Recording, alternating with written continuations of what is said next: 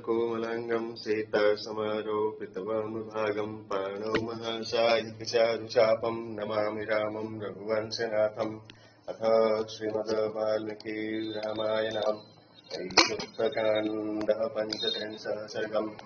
तेन शङ्खभिनेश्वेणं भेरी शब्देन राघवम् उपयाति महाबाहुं रामः परपुरञ्जयम्। शत्रु के पुर को जीतने वाले महाबाहु श्री रामचंद्र जी शंख और तुरही बजवाते हुए लंका पर चढ़ाई करने को तैयार हुए। तम निनादम निशम्याथम रावणो राक्षसेश्वरम मुहूर्तम ध्यानमास्थायं ससीवानभ्युदाक्षतम्। राक्षस राज रावण ने उस घोर शब्द को सुना और कुछ देर तक कुछ विचार कर वह मंत्रियों के मुखों को निहारने लगा। अथ तान् सचिवांस्तत्रं सर्वानाभाश्च रावणं सभां सन्नादयन् सर्वामित्युवाच महाबलः। महाबलवान रावण अपने समस्त मंत्रियों को संबोधन कर और सभा भवन को गुंजाता हुआ कहने लगा। जगत संतापनः क्रूरोग्रः यन् राक्षसेश्वरं तरणं सागरस्यापिं विक्रमं बलसञ्चयम् यदुक्तवन्तो रामस्य भवन्तस्तन्मया श्रुतं भगवतश्चाप्यहं वेद्मि युद्धे सत्यपराक्रमान्। तूष्णीकाणीक्षतो न योऽन्यं विदित्वां रामविक्रमं ततस्त्वं सुमहाप्राज्ञो माल्यवान् नाम राक्षसः। संसार भर को संतापित करने वाला नृशंस राक्षस राज रावण श्री रामचंद्र जी की निंदा करता हुआ बोला, आप लोगों ने राम के पार उतरने, उनके पराक्रम तथा उनके सैन्य संग्रह के संबंध में जो कुछ कहा वह सब मैंने सुना। मैं यह भी जानता हूँ कि आप लोग युद्ध में सत्य पराक्रमी हैं, पर आश्चर्य है कि इस समय आप लोग रामचंद्र को महापराक्रमी समझ चुपचाप आपस में एक दूसरे का मुख निहार रहे हैं। वहां पर उस समय एक बड़ा भारी पंडित माल्यवान नामक राक्षस था। रावणस्य वचः श्रुत्वामिति माता महो ब्रवीत विद्यान् स्वाभिविनितो यो राजा राजन्यानुगः स शास्तिं चिरमैश्वर्यमरेश्चं कुरुते वशं सन्दधानो हि कालश्चं विगृह्यश्चाराभिः सहम्। स्वपक्षवर्धनं कुर्वन् महदैश्वर्यमश्नुतें हीयमानेन कर्तव्यो राज्ञा सन्देशमेन च। वह रावण का नाना था, सो वह रावण के इन वचनों को सुन बोला, हे राजन, जो राजा शिक्षित हो, नीति शास्त्रानुसार कार्य करता हो, वह बहुत दिनों तक प्रजा पर शासन करता हुआ ऐश्वर्य भोगता है तथा अपने शत्रुओं को अपने वश में करता है। ऐसा राजा सब बातों का अनुसंधान करता है और अवसर पाकर शत्रु से लड़ता है। जो राजा समय के अनुसार शत्रु के साथ संधि और विग्रह करके अपने पक्ष को दृढ़ करता है, वही बड़े भारी ऐश्वर्य को प्राप्त करता है। राजा को उचित है कि जब वह अपने को शत्रु से हीन बल या समान बल जाने, तब शत्रु से मेल कर ले। न शत्रुमन्यते जया न कुर्वैतं विग्रहं तन्मह्यं रोचते संधिं सह रामेण रावण। हे रावण, शत्रु कैसा भी हो, उसे तुच्छ कभी न मानना चाहिए। यदि स्वयं शत्रु से बलवान हो तो शत्रु से युद्ध करे। इस समय इस सिद्धांतानुसार मुझे तो यही अच्छा जान पड़ता है कि राम के साथ तुम संधि मेल कर लो। यदर्थमभिवृत्तं सुमोचयितां तस्मै प्रदेयतां यस्य देवर्षय सर्वे गन्धर्वाश्च जयशिणम्। जिस सीता के लिए राम ने लंका पर चढ़ाई की है, उस सीता को तुम उन्हें लौटा दो। देखो, क्या देवता, क्या ऋषि और क्या गंधर्व सभी उनकी जीत चाहते हैं। विरोधम गमस्तेनम संधिस्तेन रोचताम आश्वयुजद्गवान् पक्षो द्वावेवं हि पितामह। अतः मुझे तो यही अच्छा लगता है कि तुम उनसे युद्ध न करके उनके साथ मेल कर लो। हे राक्षस राज, ब्रह्मा ने दो पक्ष बनाए हैं, सुराणाम च धर्म धर्मो तदाश्रयो धर्मो हि श्रूयते पक्षो ह्यमराणां महात्मनाम्। अर्थात देवता और असुर क्रमानुसार धर्म और अधर्म इन दोनों के आश्रयभूत पक्ष हैं। सुना जाता है महात्मा देवताओं का धर्म का पक्ष है। अधर्मो रक्षसां पक्षो ह्यसुराणां च रावणं धर्मो वैग्रस्ते अधर्मं तत्र कृतं भूतोत्तमम्। हे रावण, इसी प्रकार असुरों और राक्षसों का धर्म का पक्ष है। जब धर्म अधर्म को ग्रसता है तब सत्य युग होता है, अथवा सत्य युग में अधर्म को धर्म ग्रस्त लेता है। अधर्मो ग्रस्ते धर्मं ततस्तस्यं प्रवर्ततेम त्वयां चरता लोकान् धर्मो विनिहतो महान्। और जब धर्म को अधर्म ग्रस्त लेता है तब कलयुग प्रवृत्त होता है। तुमने संसार में अपने आचरणों से धर्म का बड़ा सत्यानाश कर अधर्मो प्रगृहीतश्चं तेनास्मद्दल्लिनः परे स प्रमादात् वृद्धस्ते धर्मो अभिग्रस्ते हि न। अधर्म बटोरा है, इसी से शत्रु हम लोगों से बलवान हो गए हैं। तुम्हारे प्रमाद से अधर्म बढ़कर हम लोगों को ग्रास कर रहा है। विवर्धयति पक्षं च सुराणां सुरभावना विषयेषु प्रसक्तेन यत्किंचित् कारणत्वयम्। धर्म देवताओं के अनुकूल होने के कारण उनके पक्ष को बलवान कर रहा है। विषयासक्त हो तुमने जो कुछ किया। ऋषिणामग्निकल्पानाम् उद्वेगो जनितो महान् तेषां प्रभावो दुर्घर्षः प्रदीप्तमिव पावकः। उससे अग्नितुल्य ऋषि बहुत दुखी हुए। उन ऋषियों का प्रभाव प्रदीप्त अग्नि के समान अत्यंत ही दुर्घर्ष है। तपसा भवितात्मनो धर्मस्यानुग्रहे रतः मुख्य यज्ञ जयन्ते ते नित्यं तैस्तैर्द्विजातयः। क्योंकि वे लोग तप द्वारा अपने आत्मा को निर्मूल कर धर्म की अभिवृद्धि में सदा लगे रहते हैं। वे प्रधान प्रधान अग्नि अष्टमादि यज्ञों को नित्य ही किया करते हैं। जुह्वत्यग्निश्च विधिवद्दैवादाशोच्चैरदीयते अभिभूय च रक्षांसि ब्रह्मघोषानुदैरेण। वे विधिवत हवन करते और वेद का पाठ किया करते हैं। उस वेद पाठ से राक्षसों का पराजय होता है।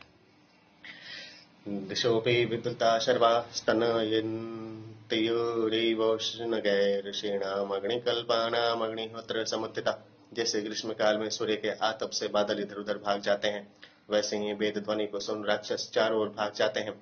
अग्नि समान तेजस्वी ऋषियों के अग्निहोत्र से निकला हुआ आवृत्तं रक्षसां तेजो धूमो व्याप्य दिशो दशं तेषुं तेषुं च देशेषु पुण्येष्वेव दृढव्रते चर्यमाणं तपस्तीव्रं सन्तापयत्तिं राक्षसानां देवदानव यक्षिभ्यों गृहीतश्चम्बरत्यां। धूम दसों दिशाओं में व्याप्त होकर राक्षसों के तेज को दबा देता है।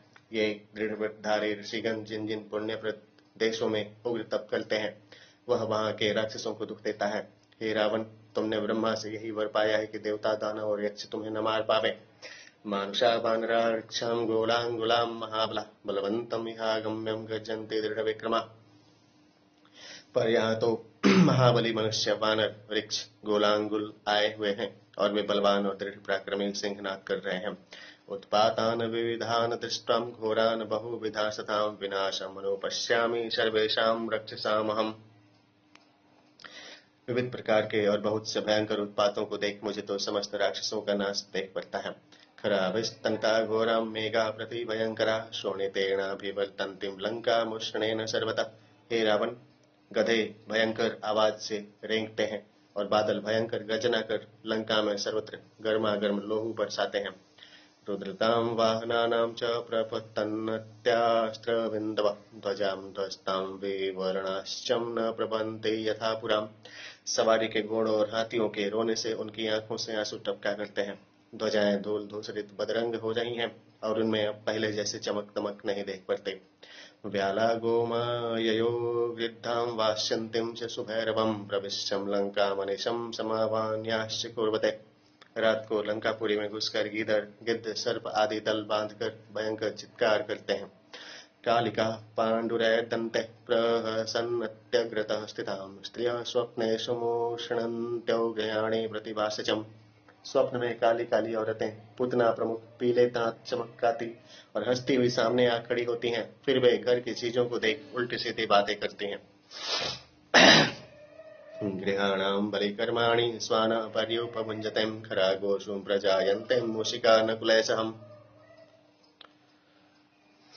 घरों में जो बलि कर्म होता है उसको कुत्ते खा जाते हैं। गौओं के साथ गधे और नेवलों के साथ मूषिका चूहिया देख पड़ती हैं। मार्जारा द्वीपिबिं सार्धं शुक्रां शूर्णकैसहम् किन्नरा राक्षसैश्चापिं समीयोर्मानुषैसहम्। व्याघ्रों के साथ बिलावों का, कुत्तों के साथ सुअरों का, राक्षसों और मनुष्यों के साथ किन्नरों का जोड़ा दिखलाई देता है।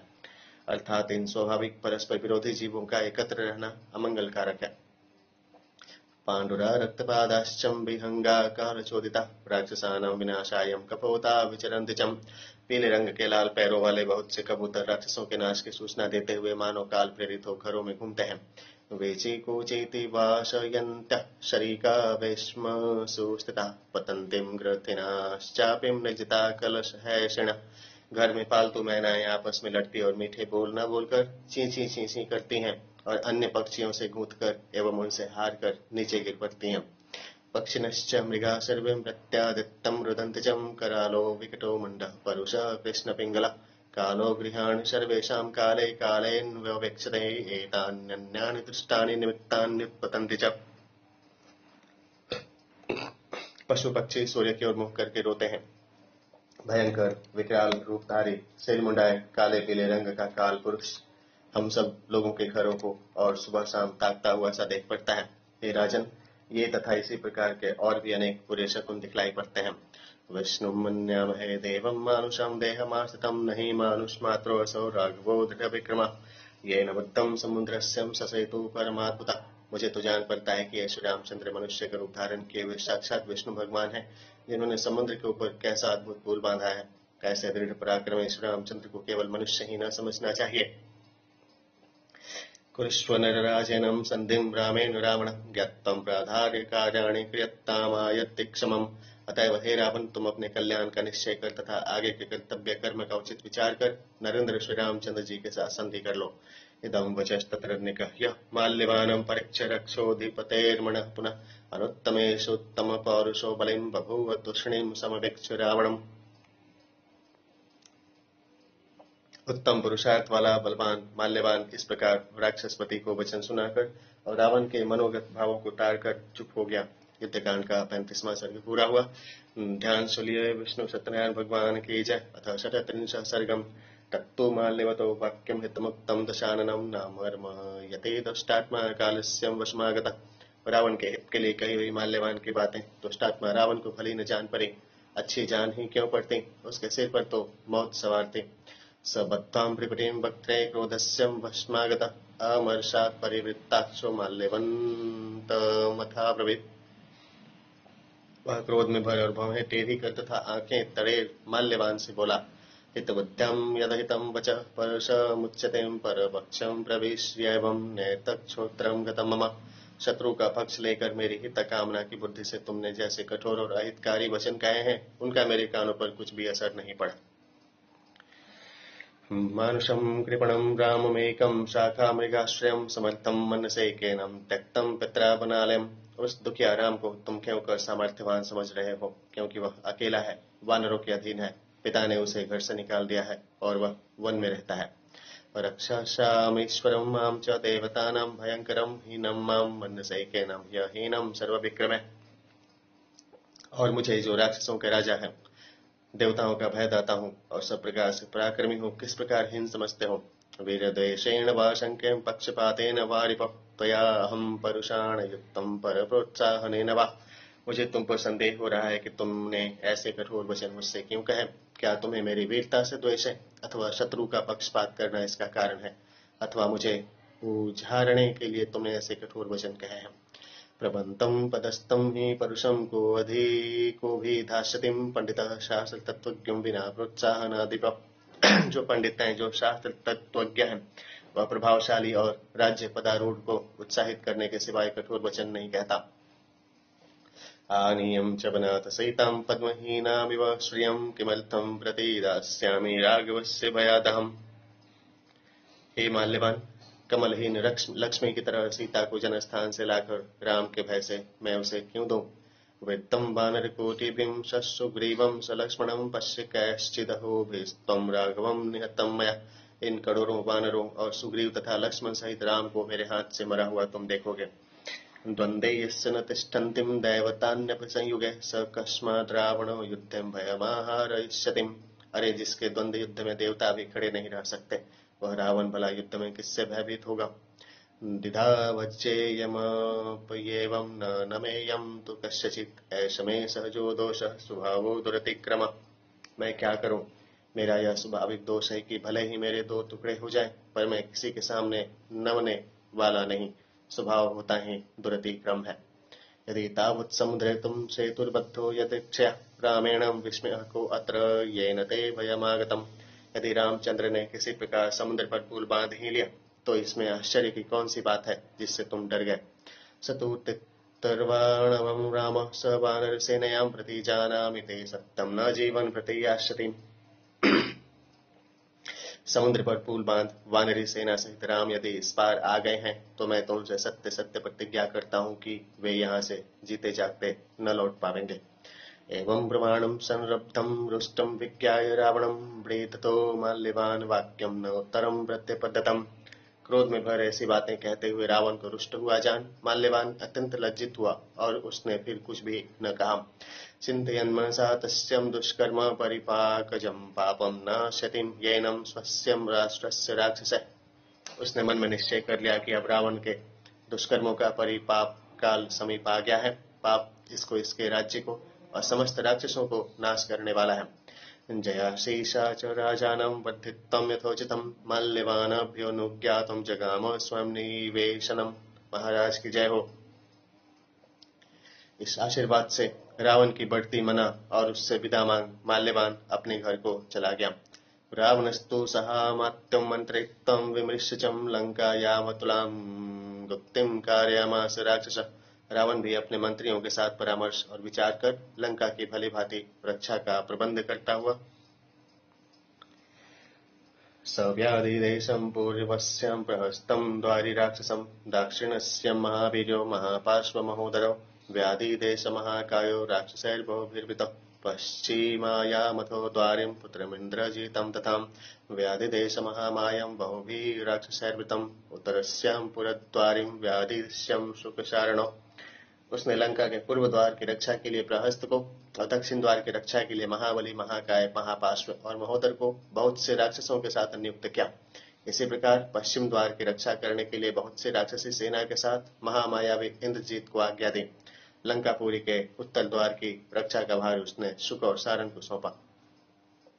स्वयं चात्र भविष्यामि मंत्रेण स्थानुवाच हम राक्षसं तु विरूपाक्षं महावीर्य पराक्रमम्।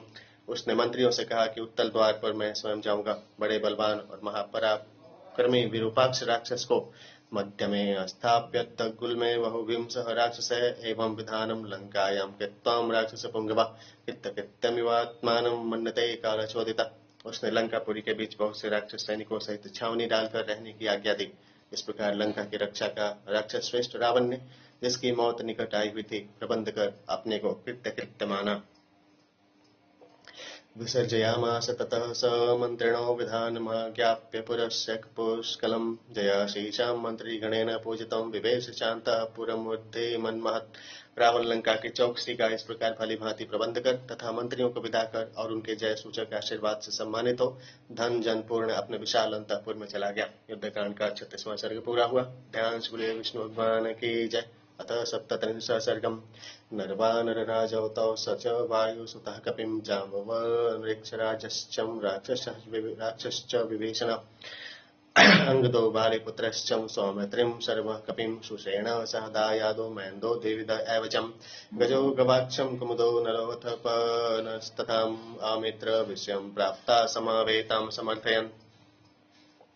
इधर नरेंद्र श्री रामचंद्र और बा नरेंद्र सुग्रीव पवन नंदन हनुमान जी वृक्षराज जाम्बवान राक्षस विभीषण बलिपुत्र अंगद सुमित्रानंदन लक्ष्मण शरभ बानर बंधवों सहित सुषेण मैंद द्विविद गज गवाक्ष कुमुद नल वनस अपने बैरी के देश में पहुंच और एकत्र हो परामर्श करने लगे।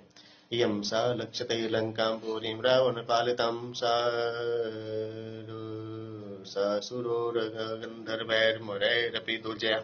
वे कहने लगे, देखो रावण शासित वह लंका नगरी दैत्यों नागों और गंधर्वों से भी अजय है। कार्य सिद्धिं पुरस्कृतं मंत्रयत्वं निर्णय नित्यं सन्निहितो यत्र रावणो राक्षसाधिप।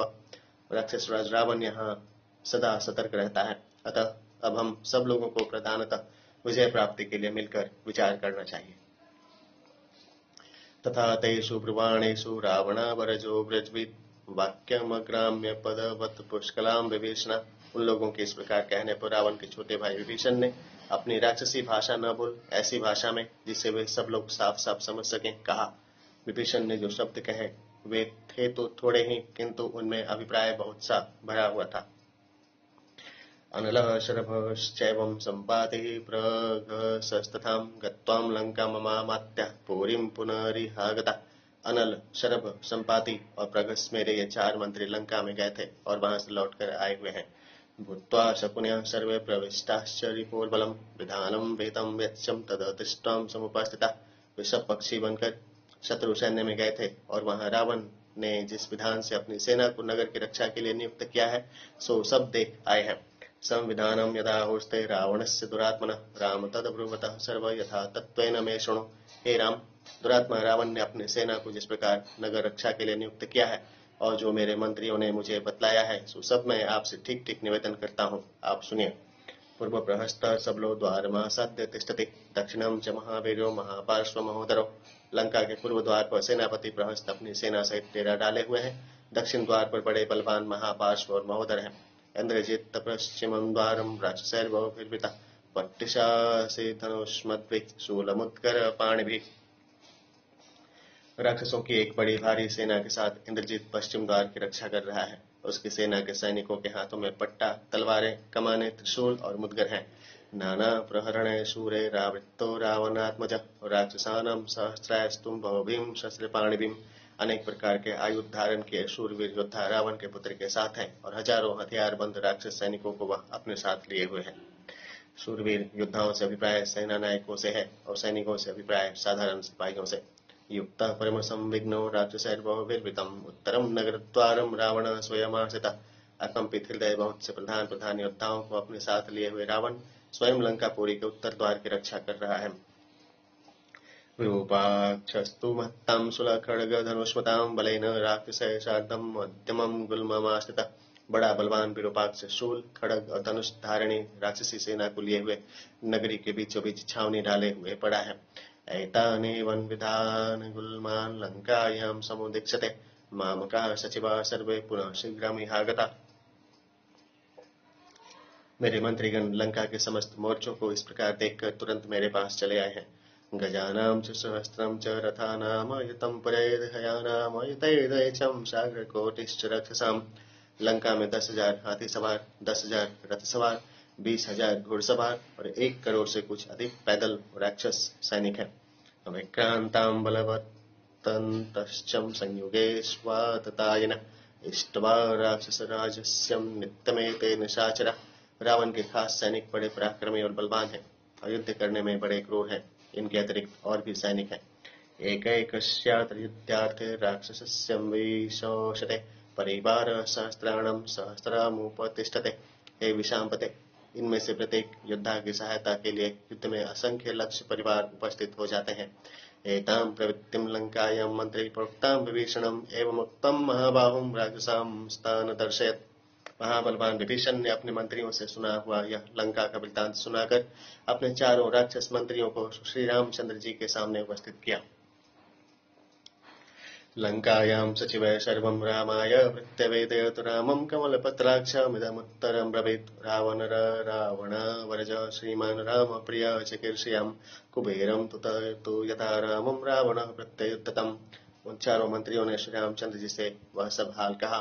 तब कमल नेत्र श्री रामचंद्र जी से रावण के छोटे भाई विभीषण ने उनकी प्रसन्नता के लिए आगे यह कहा। हे राम, रावण जब कुबेर से लड़ने गया था, 60 तदा निर्यान्ति राक्षसां पराक्रमेण वीर्येण तेजसां सत्त्वगौरवात् सदृशां ये अत्र दर्पेणं रावणस्य दुरात्मनः अत्र मन्योर्न कर्तव्यं रोषये त्वां न भीषयम्। तब उसके साथ 60 लाख राक्षस गए थे। वे पराक्रम, बल, तेज, साहस और गर्व में दुष्ट रावण ही के समान जान पड़ते थे। हे राम, आपको मेरी इन बातों को सुन न तो क्रुद्ध होना चाहिए और न डरना ही चाहिए, बल्कि मेरे इस प्रकार कथन का उद्देश्य आपको शत्रु निरसन के लिए उत्तेजित करने का है। समर्थो हयसि वीर्येण सुराणामपि निग्रहं तद्वाश्चतुरंगेण बलेन महतावृता। क्योंकि आप तो अकेले ही अपने बल पराक्रम से देवताओं को भी दंड दे सकते हैं, फिर आपके साथ वो यह बड़ी भारी रावण की तरह चतुरंगिनी सेना भी तो है। व्यूहयेदं वानरानीकं निमर्दस्यसि रावणं रावणावरजे वाक्यमेवं ब्रुवति राघवं शत्रूणां प्रतिघातार्थमिदं वचनं ब्रवीत्। पूर्वद्वारे तु लंकायां नीलो वानरपुङ्गवः प्रहस्तप्रतियुद्धं स्याद्वानरैर्बहुभिर्वृतः अंगदो बालीपुत्रस्तुं बलेन महतावृतः। सो आप वानरी सेना की व्यूह रचना करके रावण को भली भांति नष्ट कर डालेंगे। यह सुन श्री रामचंद्र जी ने शत्रुओं का सामना करने के लिए विभीषण से कहा। लंका के पूर्व द्वार पर बानर श्रेष्ठ नील चढ़ाई कर प्रहस्त के साथ युद्ध करे और बहुत से बानर उसकी सहायता के लिए उसके साथ जाएं। बालीपुत्र अंगद एक बड़ी सेना को अपने साथ ले। दक्षिणे वाततां द्वारे महापार्श्व महोदरो हनुमान पश्चिमद्वारं निपीड्यं पवनात्मज प्रविशत्तो प्रमेयात्मा बहुभिं कपिभिर्वृतः दत्तदानव संघाणां ऋषीणां च महात्मनाम्। दक्षिण द्वार पर महापार्श्व और महोदर युद्ध करें। अमित बलशाली पवन नंदन हनुमान जी बहुत से वानरों को साथ ले लंका के पश्चिम द्वार पर चढ़ाई करें। दैत्यों, दानवों और महात्मा ऋषियों को विप्रकार प्रियम शुद्रो वरदान बलान्विता परिक्रामात यह सर्वान् लोकान् संतापयन् प्रजाम। सताने वाले, नीच, वरदान से बलवान, सब लोकों में घूमने वाले, समस्त प्रजाजनों को संतप्त करने वाले, तस्याहं राक्षसेन्द्रस्यं स्वयमेव बुधैर्वृतः उत्तरं नगरद्वारमहं सौमित्रिणां साहम्। उस राक्षस राज रावण का वध करने का निश्चय मैंने स्वयं किया है। सुलंका के उस उत्तर द्वार पर लक्ष्मण को साथ ले मैं निपीडयाभिप्रवेक्ष्यामि सबलो यत्र रावण वानरेन्द्रश्च बलवान रीक्षराजश्च वीर्यवान। चढ़ाई करूंगा जिस पर अपनी सेना सहित रावण है, बलवान वानरराज सुग्रीव और पराक्रमी ऋक्षराज जांबवान, राक्षसेन्द्राणुजश्चैवं गुल्मो भवति मध्यमः न चैवं मानुषं रूपं कार्यं हरिवीरावे। और विभीषण ये सेना समूह के बीच में रहकर सेना का परिचालन करें। रणस्थल में कोई भी वानर मनुष्य का रूप धारण न करे, क्योंकि ऐसा करने से अपने पराये की पहचान न हो सकेगी। येषां भवतो संज्ञां नो युद्धे अस्मिन् वानरे बले वानरा एव नश्चिहं स्वजने अस्मिन् भविष्यति। इस युद्ध में हमारी इस वानर सेना का यही संकेत रहेगा, क्योंकि हमारी ओर के सैनिकों की पहचान वानर ही होगी। वयं तु मनुष्येण एवं सप्त योतस्यामहे परान् अहमेष सह भ्रातं लक्ष्मणेन महोजसाम्। हम 7 जन मनुष्य का रूप धारण कर शत्रु से लड़ेंगे और मैं महातेजस्वी मेरे छोटे भाई लक्ष्मण आत्मना पश्चिमस्यायं सखा मम विभीषणं सरामाकृतसद्यार्थमेव मुक्तं विभीषणम्। तथा अपने चारों मंत्रियों सहित मेरे मित्र विभीषण ये 7 जन मनुष्य रूप धारण कर लड़ेंगे। कार्य सिद्धि के लिए श्री रामचंद्र जी ने इस प्रकार विभीषण से कहा। सुबेलारोहणे वत्यं चकार मतिम रमणीयतरं दृष्टं सुबेलस्य गिरेष्टतम। फिर बुद्धिमान श्री रामचंद्र जी ने सुबेल पर्वत पर चढ़ने की इच्छा की, क्योंकि उस समय सुबेल पर्वत बड़ा रमणीक दिखलाई पड़ता था। अर्थात श्री रामचंद्र जी सुबेल पर्वत पर युद्ध करने के अभिप्राय से नहीं, किंतु केवल उसकी रमणीकता देखने के लिए उस पर चढ़े।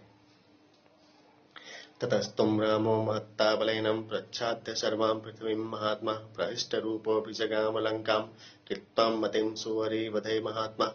तब महाबुद्धिमान श्री रामचंद्र जी अपनी महत्ती सेना से सुबेल पर्वत के मध्य भाग को ढककर और अत्यंत प्रसन्न होकर शत्रुवध की इच्छा से सुबेल पर्वत पर चढ़ गया। युद्धकांड का 37वां सर्ग पूरा हुआ। ध्यान श्री विष्णु भगवान की जय। 38 सर्गम सतो कृत्वा सुबेलस्य मतिमारोहणं प्रतिं लक्ष्मणानुगतो रामः सुग्रीवमिदमब्रवीत्। विभीषणं च धर्मज्ञं मनोरक्तं निशाचरं मन्त्रज्ञं च विविधिज्ञं च सलक्ष्यण्यां पर्यागिराम्। श्री रामचंद्र जी लक्ष्मण सहित सुबेल पर्वत पर चढ़ने की इच्छा कर धर्मज्ञ, अनुरक्त एवं उचित परामर्श देने वाले तथा कार्य करने की रीति जानने वाले कपिराज सुग्रीव तथा राक्षस विभीषण से मधुर शब्दों में कहने लगे। सुबेलं साधु शैलेन्द्रमिमं धातु शतैश्चितम् अध्यारोहामहे सर्वे वत श्यामोऽत्र निशामिमम्। चलो हम सब विविध प्रकार के धातुओं से भरे पूरे इस सुंदर पर्वतराज सुबेल पर चढ़ चले और आज की रात यहीं बितावें। लंका चालोकयिष्यामोऽन्लयं तस्य रक्षस येन मे मरणान्तायं हिता भार्या दुरात्मना। उस पर चढ़कर हम लोग उस दुष्ट रावण की आवास स्थली लंका को भी देखेंगे, जो अपनी जान खोने के लिए मेरी स्त्री को हर लाया है। येन धर्मो न विज्ञातो न तदवृत्तं कुलं तथाम राक्षस्यां नीचया बुद्ध्यां येन तदगर्हितं कृतम्। ऐसा पाप कृत्य करते समय उसने न तो धर्म की, न सच्चरित्रता की और न अपने श्रेष्ठ कुल ही की कुछ परवाह की, और अपनी नीच राक्षसी बुद्धि ही से यह गर्हित कर्म कर डाला। तस्मिन् मे वर्तते रोषः कीर्तिते राक्षसादमे यस्यापराधानि यस्यं वधं द्रक्ष्यामि रक्षसाम्। अब तो मुझे उस राक्षसाधम का नियम लेते ही क्रोध आ जाता है, क्योंकि इसी नीच के अपराध से मुझे असंख्य राक्षसों का वध देखना पड़ेगा। एको ही कुरुते पापम कालपाशवशं गतः नीचेनात्मापचारणं कुलं तेन विनश्यति। देखो, मृत्यु के पास में फंस एक जीव पाप करता है, किंतु उस एक नीच के अपराध से उसके सारे कुल का नाश होता है। एवं सम्मन्त्रयन्नेवं सक्रोधो रावणं प्रति रामः सुबेलं वासायं चित्रसानुमुपारुहत्। इस प्रकार वार्तालाप करते और रावण पर खींचते श्री रामचंद्र जी सुबेल पर्वत पर वास करने के लिए उसके रंग बिरंगे श्रृंगों पर चढ़ गया।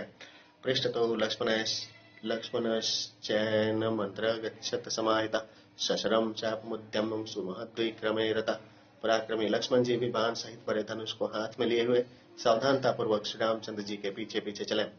तमन्वरोहत सुग्रीव समत्यः स विभीषण हनुमान अंगदो नीलो मैंदो देविदः एवचम गजो गवाक्षो गवय शर्भो गंधमादन पल्लशः कुमुदश्चैवं हरोरम्भश्च यूतपः जाम्बवाश्च सुषेणश्च वृषभश्च महामते दुर्मुखश्च महातेजास्तथा शतवालिः कपि एते चान्ये च बहवो वानराः शीघ्रगामिनः ते वायुवेगप्रवणास्तं गिरिं गिरिचारिणाम् अद्यारोहन्तं शतशः सुवेलं यत्र राघवः ते त्वा दीर्घेण कालिनं गिरिमारोह्य सर्वतः।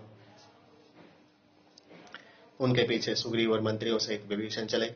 फिर हनुमान जी अंगद, नील, मैंद, द्विविद, गज, गवाक्ष, गवय, शरण, गंधमादन, पनस, कुमुद, रंभ, जाम्बवान, सुषेण, महाबुद्धिमान ऋषभ, महातेजस्वी दुर्मुख तथा वानर, शतबली आदि तथा अन्य बहुत से तेज चलने वाले तथा पर्वतों पर विचरने वाले वानर वायु वेग से उस सुबेल पर्वत पर चढ़कर जहाँ श्री रामचंद्र जी थे वहां जा पहुंचे। उस पर्वत पर चढ़ने में उन समस्त वानरों को कुछ भी समय न लगा। ददृशो शिखरे तस्यां विषक्तामिव त्वे पुरीं तां शुभां प्रवरद्वारं प्रकार परिशोभितां। सुबेल पर्वत के शिखर पर चढ़ उन्होंने लंका को देखा जो ऐसी जान पड़ती थी मानो आकाश को छू रही हो। लंका अच्छे द्वारों और परकोटों से शोभित थी। लंकां राक्षस संपूर्णां दध्रे सुरहरियुतपा प्रकार च संशयश्चं तदा नीलय निशाचरे दध्रेशुस्ते हरिश्रेष्ठां प्रकारमपरं कृतं ते दृष्ट्वा वानराः सर्वे राक्षसान् युद्धकाङ्क्षिणः मुमुचुर्विविधान्नादांस्तत्रं रामस्य पश्यतः। वानर पतियों ने देखा कि लंका राक्षसों से खचाखच पड़ी हुई है। प्राकार की दीवारों तथा बुर्जी पर चढ़ी हुई नीले रंग की पोशाक वर्दी पहने हुए निशाचरों का श्रेणी ऐसी जान पड़ती थी मानो परकोटे की दीवार के ऊपर दूसरे परकोटे की दीवार खड़ी हो। उन सब वानरों ने यह भी देखा कि वे सब राक्षस युद्ध करने को तैयार हैं। तब तो श्री रामचंद्र जी के सामने ही वे वानर श्रेष्ठ विविध प्रकार की बोलियां बोलकर सिंहनाद करने लगे। ततो अस्तमगमत सूर्यं संध्यायां प्रतिरंजिता पूर्णचंद्र प्रदीप्तां च क्षपां संभे वर्तते। तदंतर भगवान सूर्य अस्ताचलगामी हुए और रक्तवर्ण संध्या आ उपस्थित हुई। उस समय पूर्णमासी के चंद्र से भूषित रात्रि का प्रादुर्भाव हुआ। ततः स रामो हरिवाहिणी पतिं विभीषणेन प्रतिनन्द्य सत्कृतः स लक्ष्मणो यूथपयूथ संवृतः सुबेलपृष्ठेन वसद्यथा सुखम्। तदंतर श्री रामचंद्र जी कपि सेनापतियों और विभीषण से पूजित और सम्मानित होकर लक्ष्मण जी के साथ सुबेल पर्वत के शिखर पर सुख से बसे। युद्धकांड का 38वां सर्ग पूरा हुआ। ध्यान श्री विष्णु भगवान की जय। अतः एकोनचत्वारिंश सर्गम् ताम्रात्रिमुषितास्तत्रं सुबेलो हरिपुंगवां लंकायां ददृशुर्वीरां वनायुपवनानिचम्। वानर उत्पत्तियों ने सुबेल पर्वत के शिखर पर उस रात को बिताकर लंकापुरी के समस्त वनों और उपवनों को देखा। समसौम्यानि रम्याणि विशालान्यानतानि च दृष्टि रम्याणि ते दृष्ट्वा बभूवोज्जात विस्मया। वे वन उपवन चौरस सुंदर रमणीक विशाल चौड़े तथा नेत्रों को सुख देने वाले थे। उनको देख वे वानर उत्पत्ति विस्मित हुए। चंपका शोक पुन्नाग साल ताल समाकुलां तमाल वन संचन्नां नागमाला समावृता। वे वन उपवन चंपा, अशोक, मौलसीरी, साखू और ताड़ वृक्षों से परिपूर्ण थे और तमाल के वृक्षों के वन से व्याप्त और नाग केसर के पेड़ों से घिरे हुए थे। हिंतालैरर्जुनैरणीपै सप्तपर्णैश्च पुष्पितैः तिलकैः कर्णिकारैश्च पाटलैश्च समन्वितः। उनमें चारों ओर हिंताल, अर्जुन, कदम्ब, तिलंद, कर्णिकार, कटचंपा व पाटल आदि के अच्छे फूले हुए वृक्ष लगे हुए थे। शुभे पुष्पिताग्रैश्च मृदा पारिगतैः दुर्वैः लंकां बहुविधैः दिव्यैः यथेन्द्रस्यामरावतीं। लताओं से लिपटे हुए ये वृक्ष कलियों से सुशोभित थे। उनसे लंका की ऐसी शोभा हो रही थी जैसे इंद्र की अमरावती की हो। विचित्र कुसुमोपेते रक्त कोमल पल्लवैः शालत्वैः शाद्वलैश्च तथा नीलैश्च चित्रार्भिर्वनराजिभिः। रंग बिरंगे फूलों से, लाल लाल पत्तों से, मन हरने वाले वृक्षों से, हरी हरी धूप से और रंग बिरंगी वृक्षावली से उस भूमि की अपूर्व शोभा हो रही थी। गंधाढ्यान्यभिरम्याणि पुष्पाणि च फलानि च धारयन्त्यगमास्तत्रं भूषणानि वमानवा। जैसे मनुष्य भूषणों से भूषित या शोभायमान होते हैं वैसे ही वहां के वृक्ष गंधयुक्त सुंदर फूलों और फलों को धारण किए हुए शोभायमान जान पड़ते हैं। तच्चैत्र रथ संकाशं मनोज्ञं नंदनोपमं वनं सर्वतुकं रम्यं शुभे पटपदायुतम्। लंका के वे वन चैत्र रथ वन के तुल्य अथवा मनोहर नंदन कानन की तरह सब ऋतुओं में रमणीक थे और भंवरों की मधुर गुंजार से मन को मोहित किया करते थे। नत्युः कोऽयस्तिं कैर्नित्यमानश्च बहिर्भिः ऋतं परवृत्तानां च शुश्रूषुर्वनानिर्झरे। उनमें झरनों के तटों पर चकोई, चकवा, जलमुर्ग, मोर, कोकिल आदि पक्षी नाच नाच कर विभक्ष्यक रहे थे।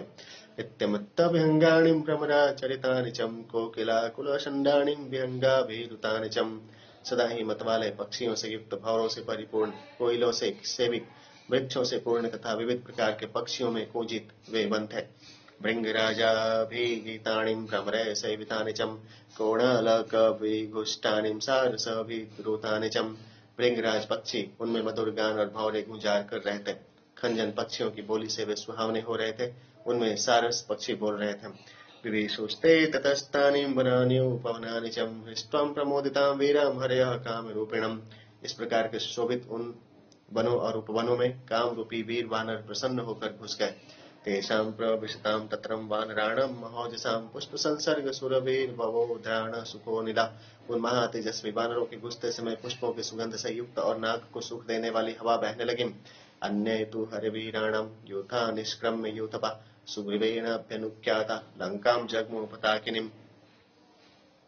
वानरी सेना के कुछ युद्धपति सैन्य दल से निकलकर कपिराज की आज्ञा के अनुसार ध्वजा पताकाओं से सुशोभित लंका में घुस गए। वित्रासयन्तो विहंगास्त्रासयन्तो मृगद्वीपान् कंपयन्तश्चितां लंकां नादैस्ते नदतांबरा। वे गर्जन वालों में श्रेष्ठ वानर युद्धपतियों, पक्षियों, मृगों और हाथियों को त्रस्त करते सब तथा लंका को कंपायमान करते हुए सिंहनाद करने लगे। कुर्वन्तस्ते महावेगां महीचरणपीडितां रजश्चं सहसैर्वृद्धं जगाम चरणोत्थितम्। वे पृथ्वी पर पैर पटकते हुए ऐसे जोर से चले कि धूल उड़कर सहसा सारे आकाश में छा गई। ऋक्षा सिंगां वराहाश्च महिषापारणा मृगां तेन शब्देन वित्रस्तां जम्बुर्भीता दिशो दशा। ऋक्ष, सिंह, वराह, भैंसे, हाथी और हिरण उनके इस गर्जन तर्जन से भयभीत हो चारों ओर भाग गए। शिखरं तन्निकूटस्यं प्रांशुं शैकं दिवि स्पृशं समन्तात् पुष्पसञ्छन्नं रजतसन्निभम्।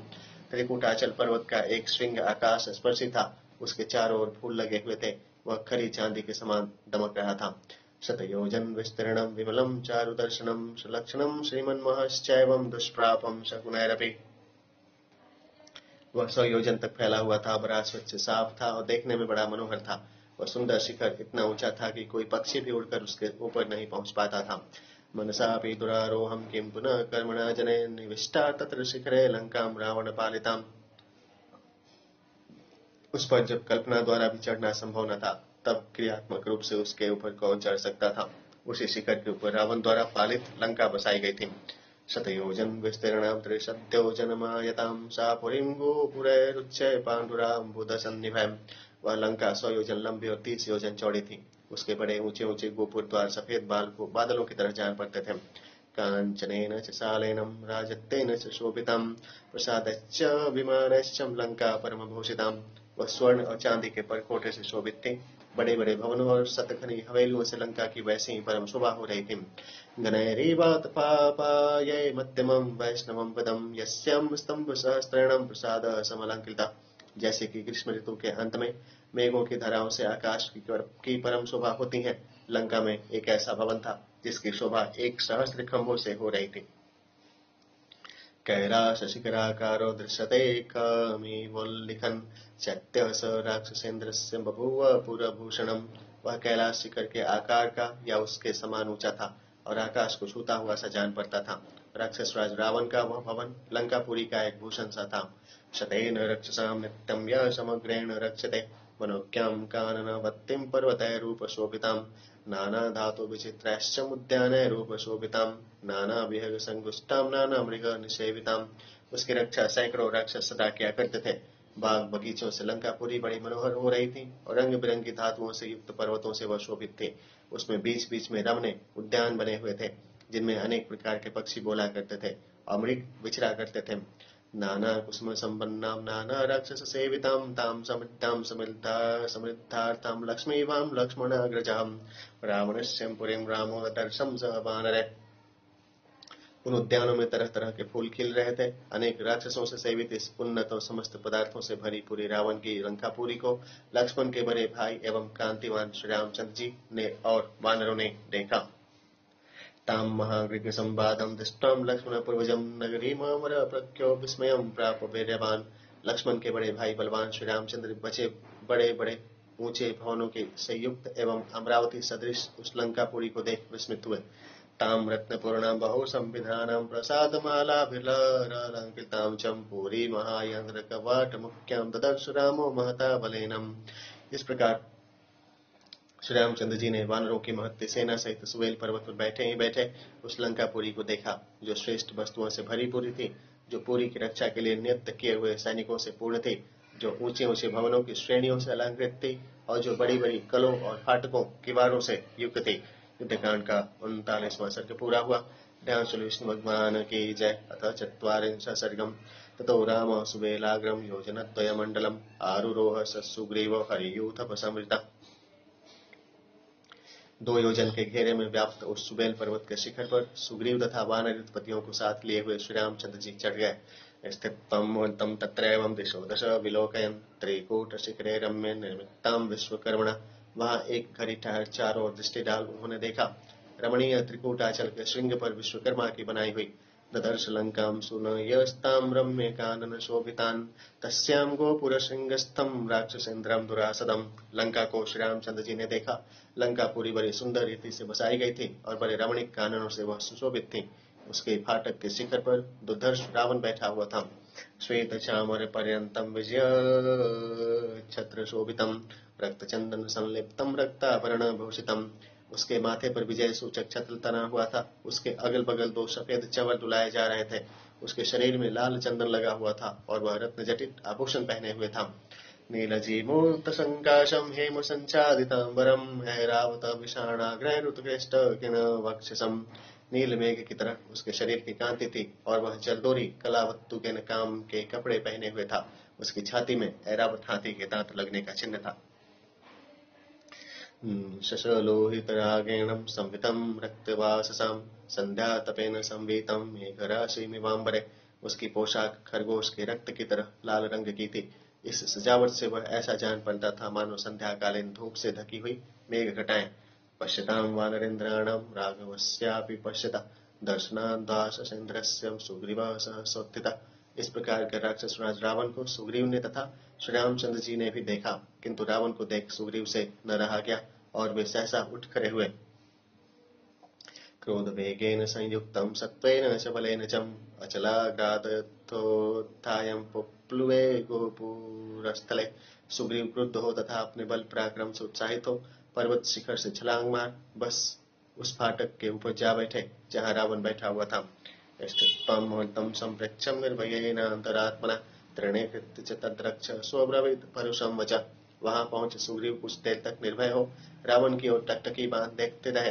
फिर रावण को तिनके के समान समझ अर्थात तिरस्कार पूर्वक उससे कठोर वचन कहने लगे। लोकनाथस्य रामस्यं सकादाशोऽस्मि राक्षसं न मया मोक्ष्य सिद्धं त्वं पार्थिवेन्द्रस्य तेजसा। अरे राक्षस, मैं त्रिलोकीनाथ श्री रामचंद्र का मित्र और दास भी हूँ। राजेंद्र श्री रामचंद्र जी के प्रताप से तुम आज मुझसे बचकर न जा पाओगे। इत्युक्तं स सोत्पत्त्यं पुप्लुवे तस्य चोपरिम् आकृष्य मुकुटं चित्रं पाटित्वापतद्भुवि। यह कह सुग्रीव साक्षात छलांग मारकर रावण के ऊपर जा पहुंचे और रावण के सिर से उसका विचित्र मुकुट उतारकर जमीन पर पटक दिया। समीक्ष्य तृणमायान्तमवभाषे निशाचरम् सुग्रीवस्त्वं परीक्षम्य हि नग्रीवो भविष्यसि। मुकुट गिराकर उनको फिर भी फुर्ती के साथ अपने ऊपर झपटते देख रावण ने कहा, सुग्रीव, जब तक तू मेरे नेत्रों की आड़ में था तभी तक तो सुग्रीव था, पर अब तो हीनग्रीव हो जाएगा। इति युक्तोत्थाय तं क्षिप्रं बाहुभ्यामाक्षिपत्तले कन्दुवत् स समुत्थाय बाहुभ्यामाक्षिपद्वरे। यह कह रावण उठा और हाथों से पकड़ सुग्रीव को जमीन पर दे पटका। सुग्रीव ने भी गेंद की तरह उछलकर और रावण को पकड़कर उसे जमीन पर पटक दिया। परस्परं स्वेदविदिग्धगात्रो परस्परं शोणितदिग्धदेहं परस्परं श्लेष्टनिरुद्धचेष्टो परस्परं शालमलीकिंशुकौ यथाम्। जब वे दोनों इस प्रकार एक दूसरे से लड़ने लगे तब दोनों के शरीर पसीना और रुधिर से तरबतर हो गए। वे एक दूसरे से लिपट जाते थे और कुछ काल के लिए दोनों ही चेष्टा रहित भी हो जाते थे। खून से लथपथ वे सेमर और ढाक के पेड़ की तरह देख पड़ते थे। मुष्टि प्रहारश्च तल प्रहारेररत्निघातैश्च कराग्रघातं तौ च क्रतुर्युद्धमसह्य रूपम। महाबलो वानर राक्षसेंद्र, महाबली वानर राज और राक्षस राज एक दूसरे को घूंसों से, थप्पड़ों से और कोहनियों की मार से बेदम कर युद्ध कर रहे थे। कृत्वान्युद्धं वृषमग्रवेगो कालं चिरं गोपुरवेदि मध्यम औक्षिप्य चाक्षिप्य विनम्य देहो पादक्रमाद् गोपुरवेदि लग्रो। फाटक की छत पर इस तरह वे दोनों उग्र पराक्रमी बहुत देर तक युद्ध करते रहे। हाथापाई करते करते यहाँ तक नौबत पहुंची कि कभी रावण सुग्रीव को और कभी सुग्रीव रावण को पकड़कर ऊपर उछाल देता था। कभी कभी पैंतरे बदलते हुए दोनों कुछ देर के लिए एक दूसरे की घात में खड़े हो जाते थे। अनान्यमाविद्य विलग्रदेहो तवोपेततो शालनिखातमध्ये उत्पेततुर्भूतलमपृच्छन्तो स्थितं मुहूर्तं त्वभिनिश्वसन्तो। दोनों लड़ते लड़ते एक दूसरे से लिपटे हुए परकोटे की खाई में गिर पड़े, किंतु खाई की तली में पहुंचने के पूर्व वे दोनों उछलकर पुनः ऊपर आए और ऊपर आकर कुछ देर तक दम लेते हुए खड़े रहे। आलिंग्य चावल्ग्य च बाहुयत्रे संयोजयामासतुरावेतं संरभ्य शिक्षा बल संप्रयुक्तो संचेरतो संप्रति युद्धमार्ग। तदंतर फिर उन दोनों की भिड़ंत हुई और दोनों में हाथापाई होने लगी। आपस में भर वे अपने अपने मल्ल युद्ध के अभ्यास और शारीरिक शक्ति को दिखाते हुए एक दूसरे को पकड़ने की घात में लगे हुए घूम रहे थे। शार्दूल सिंहाविव जात दर्पो गजेन्द्र पोताविव संप्रयुक्तौ संगत्य चापीडय च तावुरोभ्यां निपेत तुर्भो युगपद्वरण्याम्। शार्दूल और सिंह की तरह वे बल से दर्पित हो रहे थे। हाथी के पाठों की तरह वे दोनों भिड़ जाते थे और घुटनों की ठोकरें एक दूसरे के जमाते हुए दोनों ही पृथ्वी पर गिर जाते थे। उदम्य चान्योन्यमक्षिक्षिपन्तो संचक्रमादे बहुयुद्धमार्गे व्यायामशीला बल संप्रयुक्तो क्रमं नतौ जग्मुतुरासुवीरो। एक दूसरे को उठा उठाकर पटक देते थे और दोनों ही उठ उठकर वहां चक्कर लगाते रहते थे, क्योंकि दोनों ही मल्ल युद्ध विद्या में अभ्यस्त होने के कारण पर्याप्त बल संपन्न थे। इसी से वे दोनों वीर शीघ्र थके भी नहीं थे। बाहुत्तमैर्वारणवारणाभयं निवारयन्तो वरवारणाभौ चिरेण कालेन तु संप्रयुक्तो संचेरतुर्मण्डलमार्गमाशुम्। मतवाले हाथियों की सूंडों की तरह अपने हाथों से एक दूसरे को रोकते हुए वे बहुत देर तक कुश्ती लड़कर महामंडलाकार हो लड़ने लगे। तो परस्पर मा साध्यम्यतावन्योन्यसूदने मा जराविव भक्षार्थं वितस्थाते मुहुर्मुहुः। किसी खाद्य पदार्थ के लिए लड़ने वाले दो बिलारों की तरह वे दोनों आपस में एक दूसरे की ओर निश्चल भाव से खड़े घूरते हुए चक्कर लगाते थे। मंडलानि विचित्राणि अस्थानानि विविधानि च गोमूत्रिकाणि चित्राणि गतप्रत्यागतानि च तिरश्चिन्नगतान्येवं तथा चक्रगतानि च परिमोक्षं प्रहाराणं वजनं परिघावनम् अभिद्रवणमापल्वामासस्थानं च सविग्रहं परावृत्तमपावृत्तम् अद्भुतमप्लुतम् उपन्यस्तमपनयस्तं युद्धमार्गेऽभिशारदम् तौ संचैरतुरन्योन्यं वानरेन्द्रश्च रावणः।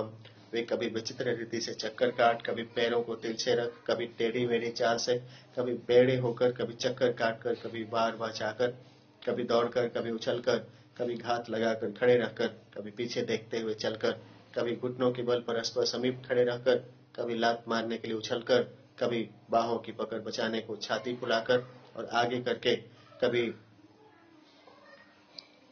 शत्रु की भुजाओं को पकड़ने के लिए हाथों को फैलाकर वे दोनों मल्ल युद्ध विशारद वानर राज और राक्षस राज घूम घूम कर लड़ रहे थे। एतस्मिन्नन्तरे रक्षो माया बलमथात्मनः आरब्धोमुपसंपेदो ज्ञात्वं तं वानराधिपम्। इतने में रावण ने अपना कुछ मायाजाल रचना चाहा, जिसे वानरराज सुग्रीव तुरंत ताड़ गए। उत्पपातं तदाकाशं जितकाशीं जितकल्मः रावणः स्थितम् एवात्रं हरिराजेन वंचितः। तब तो पूरे दम रखने वाले एवं विजय सुग्रीव ने वहां से ऊपर को छलांग मारी। रावण भौचक सा खड़ा देखता ही रह गया। कपिराज ने उसे खूब छकाया।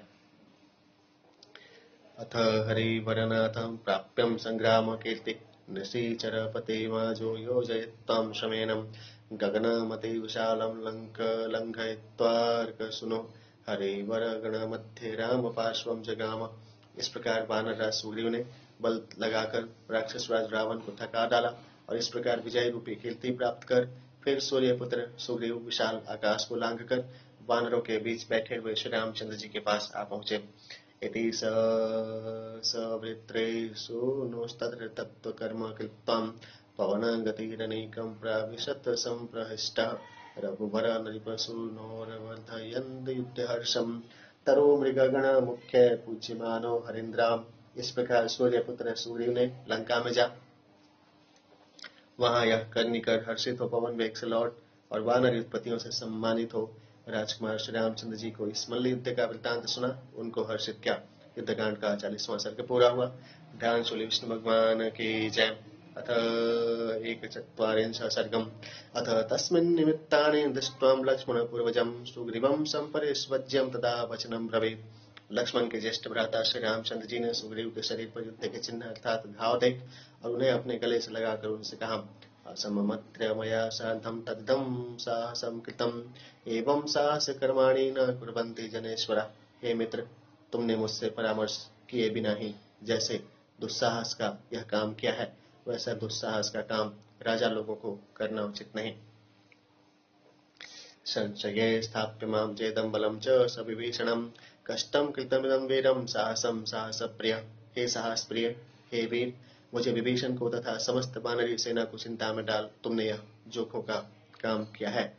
इदानीं मा कृता वीर एवं विधाम चिंतितं त्वयि किंचित समापन्ने किं कार्यं सीतया मम।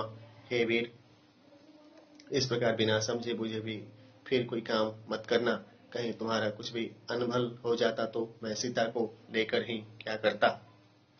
भरतेन महाबाहो लक्ष्मणेन यवीयसां शत्रुघ्नेन च शत्रुघ्नं स्वशरीरेण वा पुनः। हे महाबाहो, यदि तुम्हारे ऊपर कोई आपत्ति आ जाती तो भरत से, लक्ष्मण से तथा शत्रुघ्नता लक्ष्मण के छोटे भाई शत्रुघ्न से और अपने शरीर ही से मैं क्या करता। त्वयि चानागते पूर्वमेति मे निश्चितामति जनतश्चापि ते वीर्यं महेन्द्र वरुणोपमां धृत्वाहं रावणं युद्धे सपुत्र बलवाहनम् अभिषिच्यं च लंकायां विभीषणमथापिचं भरते राज्यमावश्यं त्यक्षये देहं महाबलं तमेवं चादितं रामं सुग्रीव प्रत्यभाषितम्। यद्यपि मैं जानता हूँ कि तुम में इंद्र और वरुण के समान पराक्रम है, तथापि जब तक तुम नहीं लौटते थे तब तक मैंने यही अपने मन में निश्चय कर रखा था कि युद्ध में पुत्र सेना और वाहनों सहित रावण को मारकर मैं विभीषण को लंका के राज सिंहासन पर बैठाऊंगा। हे महाबली, तदंतर अयोध्या में जा और वहां के राज सिंहासन पर भरत जी को बैठा मैं अपना शरीर त्याग दूंगा।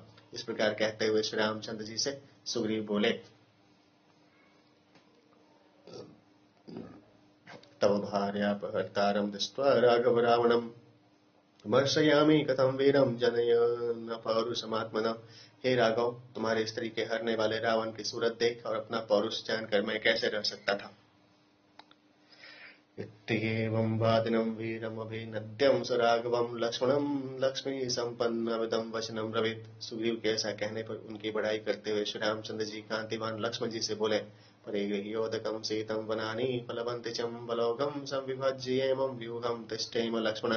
हे लक्ष्मण, जहाँ सुंदर शीतल जल हो और जहाँ पर फलों से भरे पूरे वन हो, वहां पर इस सेना को ठहराकर व्यूह रचना चाहिए। लोकक्षयकरं भीमं भयं पश्याम्युपस्थितं निर्वहणं प्रवीराणामिच्छ वानर रक्षसां। मुझे जान पड़ता है कि लोक क्षयकारी बड़ा भयंकर युद्ध होने वाला है। अब भालुओं, वानरों और राक्षसों का बड़ा नाश होगा। वाताश्च परुषा वान्तिं कंपते च वसुंधरां पर्वताग्राणि वेपन्ते पतन्ते धरणिरुहा। देखो, हवा वेग से चल रही है, पृथ्वी हिल रही है, पर्वत शिखर कांप रहे हैं और पहाड़ टूट टूट कर गिर रहे हैं। मेघाक्रव्याद संकाशं परुषां परुषस्वराः क्रूरां क्रूरं प्रवर्षन्तीं मिश्रं शोणितबिन्दुभिः। आकाश में मेघ हिंसक जंतुओं की तरह कठोर शब्द कर रहे हैं और क्रूर मेघ रक्त मिश्रित जल बिंदुओं की भयंकर वर्षा कर रहे हैं। रक्तचंदन संकाशं संध्यां परमदारुणं ज्वलंस निपतये तदादित्यादग्निमंडलम्। लाल चंदन की तरह संध्या ने अत्यंत दारुण लाल रूप धारण किया है और आदित्य मंडल से जलते हुए उल्का गिरते हैं। आदित्यमभिभाष्यन्त्यं जनयन्तो महद्वयं दीनादीनकरा घोरा अप्रशस्ता मृगद्विजा। ये भयंकर रूप वाले एवं अमंगल रूपी मृग तथा पक्षी बड़ा भय दिखलाते हुए दीन हो और सूर्य की ओर मुख कर रो रहे हैं। रजन्याम प्रकाशश्चं संतापयति चंद्रमा कृष्ण रक्तांशु पर्यंतो यथा लोकस्य संचये। रात में धुंधला चंद्रमा निकलता है जो जीवधारियों को संतप्त करता है और प्रलय काल जैसा उसके चारों ओर काला और लाल रंग का घेरा दिखलाई पड़ता है। ह्रस्वो वृक्षो प्रशस्तश्च परिवेशं सुलोहितः आदित्य मंडले नीलम लक्ष्मण लक्ष्मण दृश्यते। हे लक्ष्मण, सूर्य के चारों ओर छोटा रूखा और अमंगल रूप लाल कोर का काला घेरा देख पड़ता है। दृश्यन्ते न यथा वच्चम नक्षत्राण्यभिवर्तते युगान्तमिव लोकस्य पश्य लक्ष्मण संसतिम्। हे लक्ष्मण, देखो, आकाश में उपस्थित होते हुए भी नक्षत्र ठीक ठीक नहीं देख पड़ते। यह होने वाले जीवधारियों के नाश की सूचना दे रहे हैं। काकाशयेनास्तथा गृह्धानि च परिपतन्ति च शिवाश्चाप्य शिवावाच प्रवदन्ति महास्वना। काक, बाज और गिद्ध बार बार नीचे पृथ्वी की ओर गिर गिर पड़ते हैं। श्रृंगालियां, लोमड़ियां उच्च स्वर से अशुभ सूचक शब्द बोल रही हैं। क्षिप्र मध्यम दुरागर्षम लंकाम रावण पालितम अभियाम जनैनेवं सर्वतो हरिर्विवृता। अतः चलो, हम सब वानरी सेना को साथ ले रावण की दुर्गर्ष लंका पर तुरंत आज ही बड़े वेग से चढ़ाई करें। इत्येवं संवदन् वीरो लक्ष्मणं लक्ष्मणाग्रज तस्मादवात शीघ्रं पर्वताग्रान् महाबल।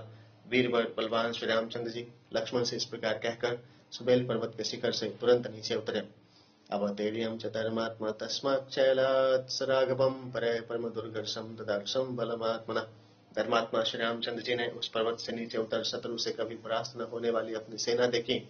सन्नह्यतु स सुग्रीवः कपि राज्य बलम महत् कालज्ञो राघवः काले संयुगायाभ्य चोदयत्।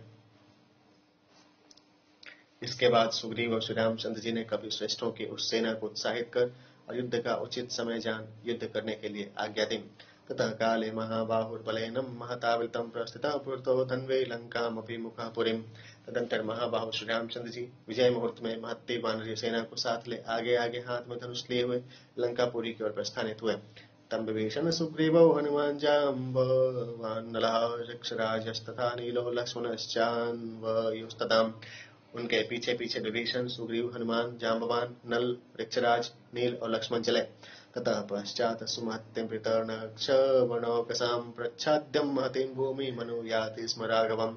श्री रामचंद्र जी के पीछे पीछे ऋक्ष और वानरों की महत्ती सेना पृथ्वी के एक लंबे चौड़े भाग को छेक कर चली। शैलशृंगाणि शतशः प्रवृद्धाश्च महीरुधान् जगृहुं किंजरप्रख्यं वानरा परवारणा। शत्रु की गति को रोकने वाले और हाथियों के समान ढील डोल वाले वानर युद्ध यात्रा के समय सैकड़ों बड़े बड़े वृक्ष और पर्वत शिखर हाथों में लिए हुए थे। तो दीर्घेण कालेन प्रातरो राम लक्ष्मणौ रावणस्य पुरीं लंकामासेत तूररिन्दमः। इस प्रकार शत्रुहंता दोनों भाई श्री राम और लक्ष्मण चलते चलते बहुत देर बाद रावण की लंकापुरी के समीप पहुंच गए। पताकमालिनीं रम्यामुद्यान वनशोभितां चित्रवप्रां सुदुष्प्राप्यामुच्चय प्राकार तोरणम्। लंकापुरी अनेक ध्वजा पताकाओं से शोभित थी। उद्यानों और वनों से शोभित होने के कारण बड़ी रमणीक जान पड़ती थी। चित्र समूह से उसके दीवारें व द्वार अलंकृत थे। उसके परकोटे की दीवारें और द्वार बड़े बड़े ऊंचे होने के कारण उन तक पहुंचना अत्यंत कठिन था। ताम शूरैरपि दुर्गर्षं राम वाक्यं प्रचोदिता यथा निवेशं संपीड्य विशंतम मनोगसा। देवताओं के लिए वे दुष्प्रवेश्य लंकापुरी पर श्री रामचंद्र जी की आज्ञा से वानर यथा योग्य स्थानों का अधिकृत कर खड़े हो गए।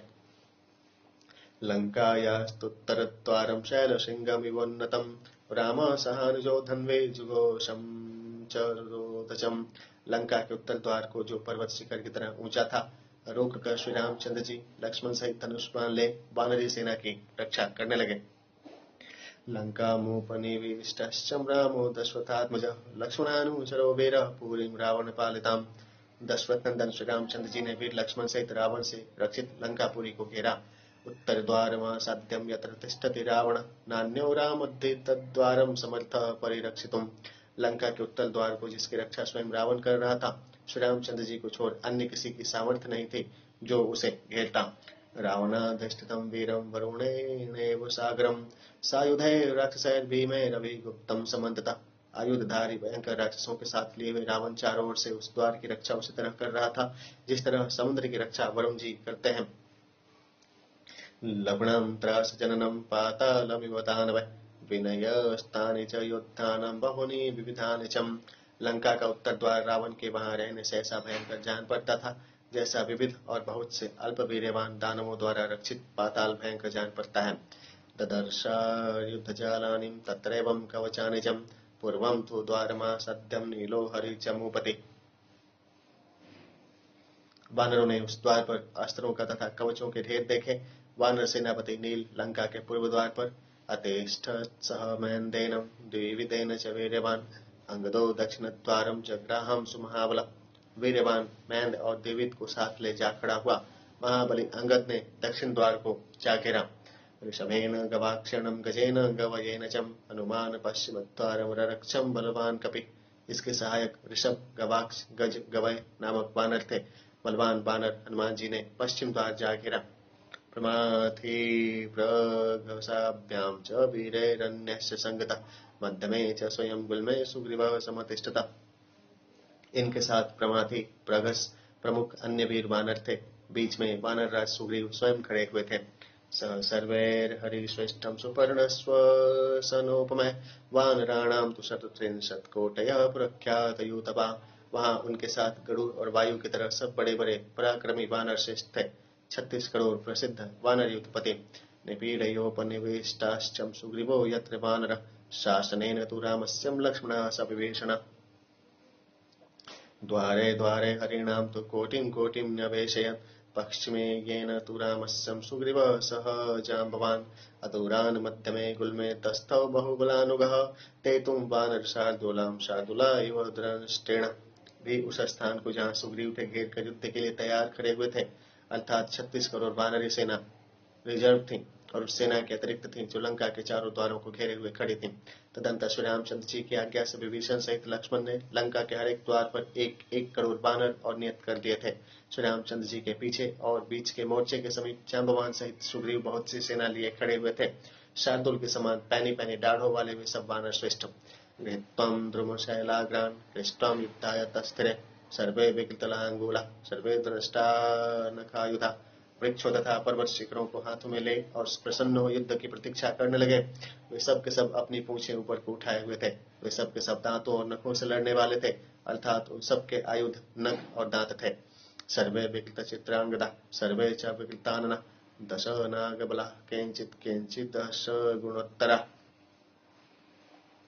मारे क्रोध के उन सब के मुख और नेत्र लाल लाल हो रहे थे और राक्षसों को चिढ़ाने के लिए वे उनको बिरा रहे थे। उनमें से किसी किसी के शरीर में 10 हाथियों का और किसी किसी के शरीर में 100 हाथियों का बल था। किंचिन्नाग सहस्रस्य बभूवस्तुल्य विक्रमा सन्ति चौथे बला केंचित केंचित क्षत गुणोत्तरा। इस प्रकार कोई कोई ऐसे भी वानर थे जिनके शरीर में 1000 हाथियों जितना बल पराक्रम था। किसी किसी में औघ संख्यक हाथियों का बल था और किसी किसी में 100 औघ संख्यक हाथियों जितना बल था। अप्रमेय बलाश्चान्य तत्र संहरियूतपा अद्भुतश्च विचित्रश्च तेषामासीत् समागमः।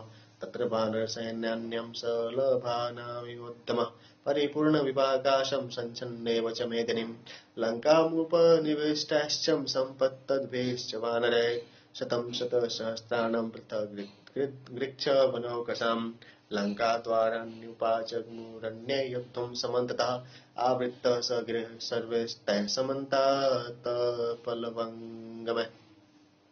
कोई कोई वानर युद्धपति ऐसे भी थे जिनके शरीरों में अमित बल पराक्रम था।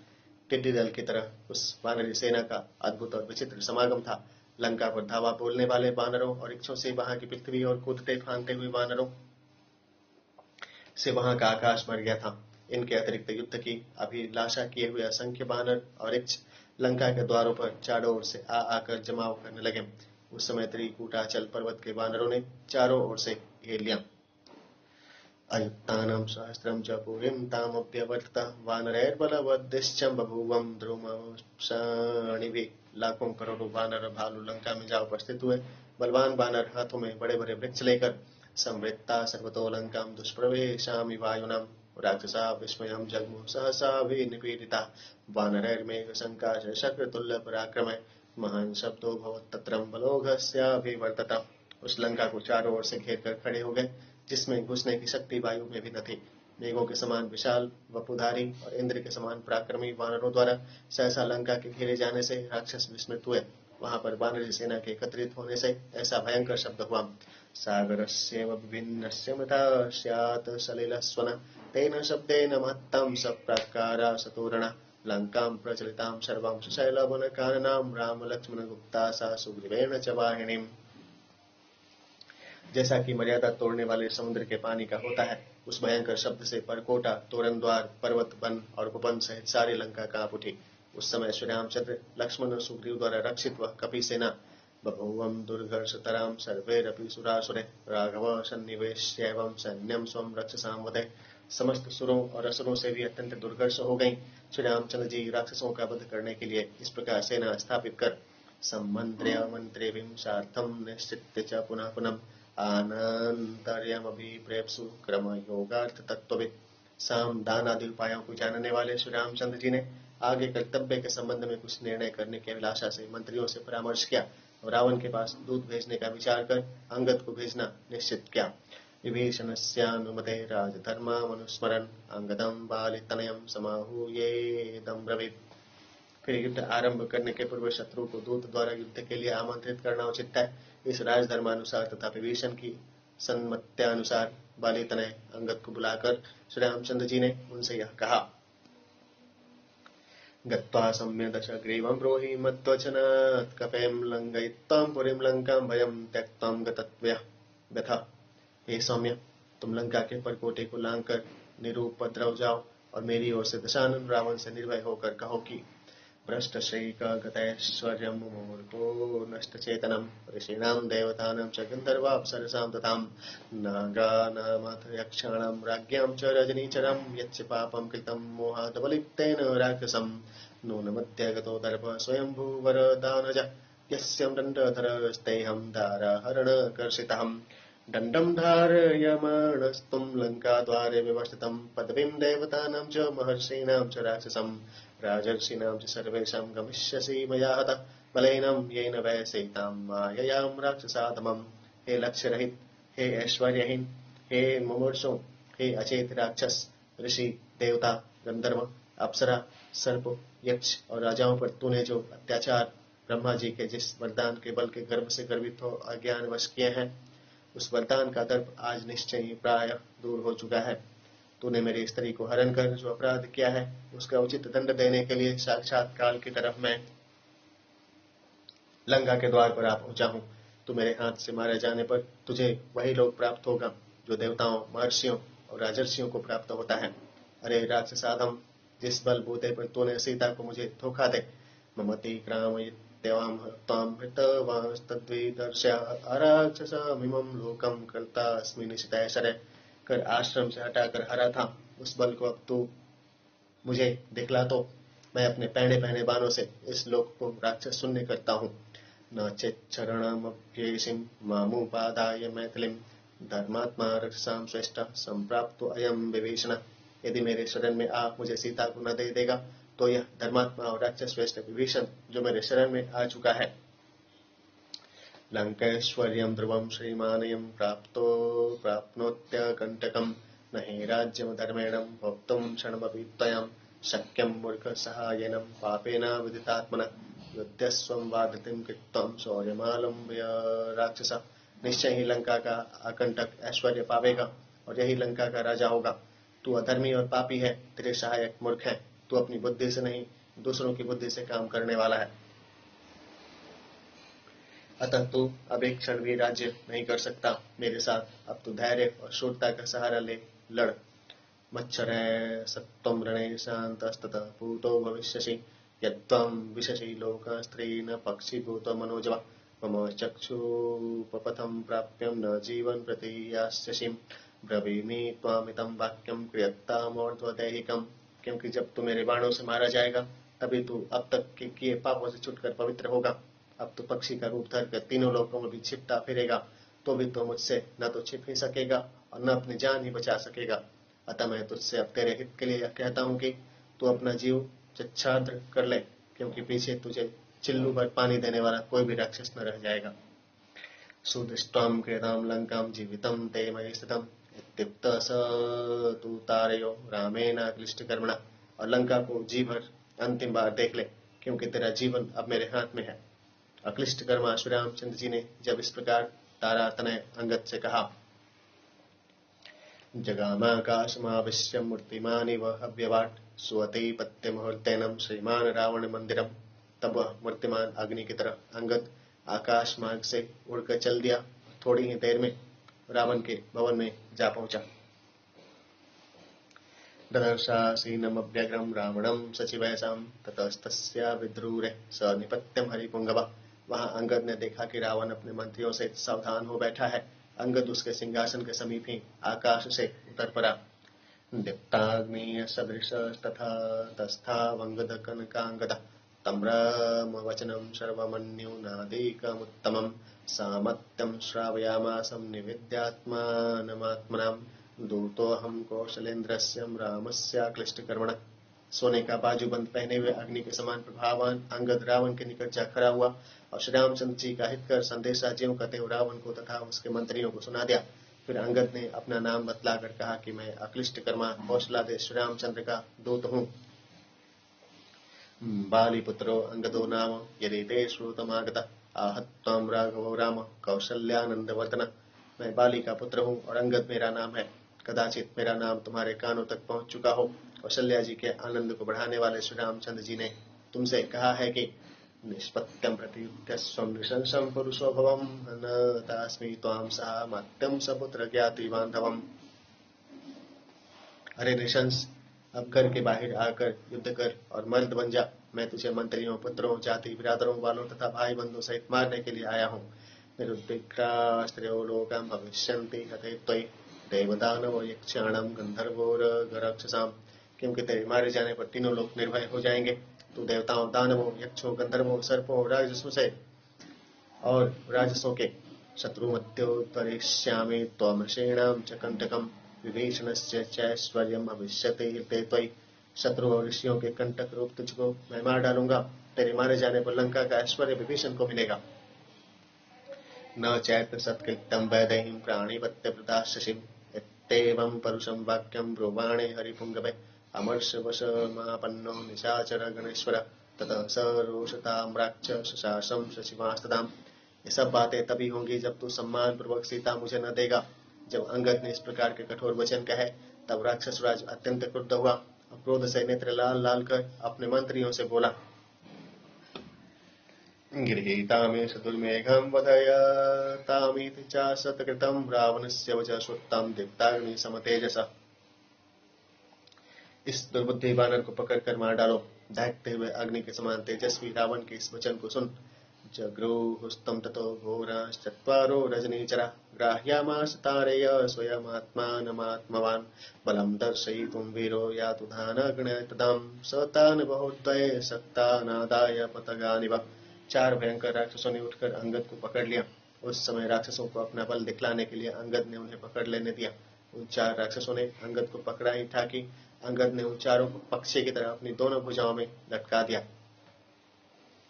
प्रासाद शैल संकाशम उत्पपातांगदास्तदां ते अंतरिक्षात् निर्धूतास्तस्यं वेगेन राक्षसा।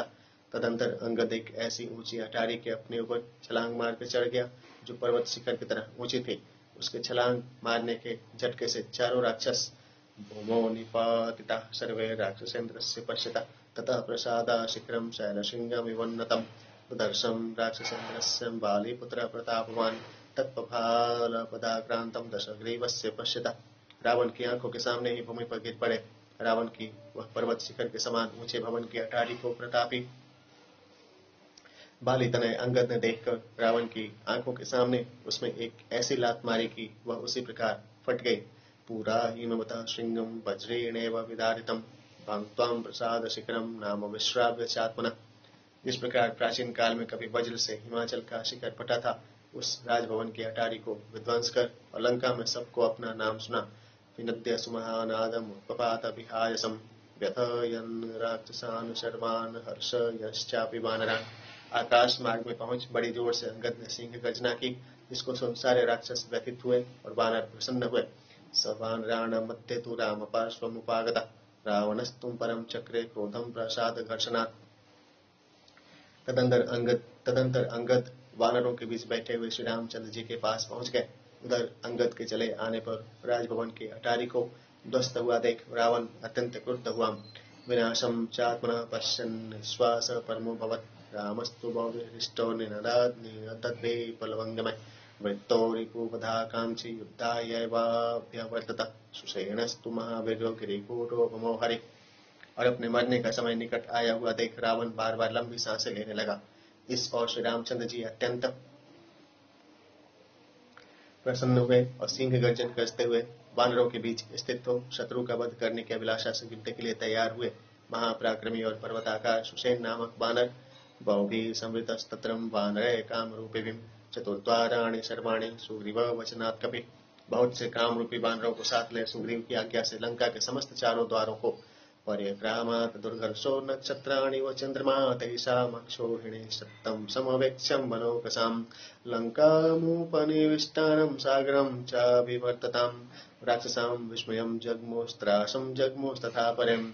घेर कर दुर्धर्ष सुषेण इस प्रकार घूम रहा था जिस तरह नक्षत्रों से चंद्रमा घूमता है। समुद्र के पास ठहरी हुई और लंका को चारों ओर से घेरे हुए वानरों की सैकड़ों अक्षौहिणी सेनाओं को देख कोई कोई राक्षस तो विस्मित हुए और कोई कोई भयभीत हो गए। अपरे समृद्ध पार्श्वमेवं प्रपेदिरं कितस्नं हि कपिभिर्व्याप्तं प्रकार परिखांतरम।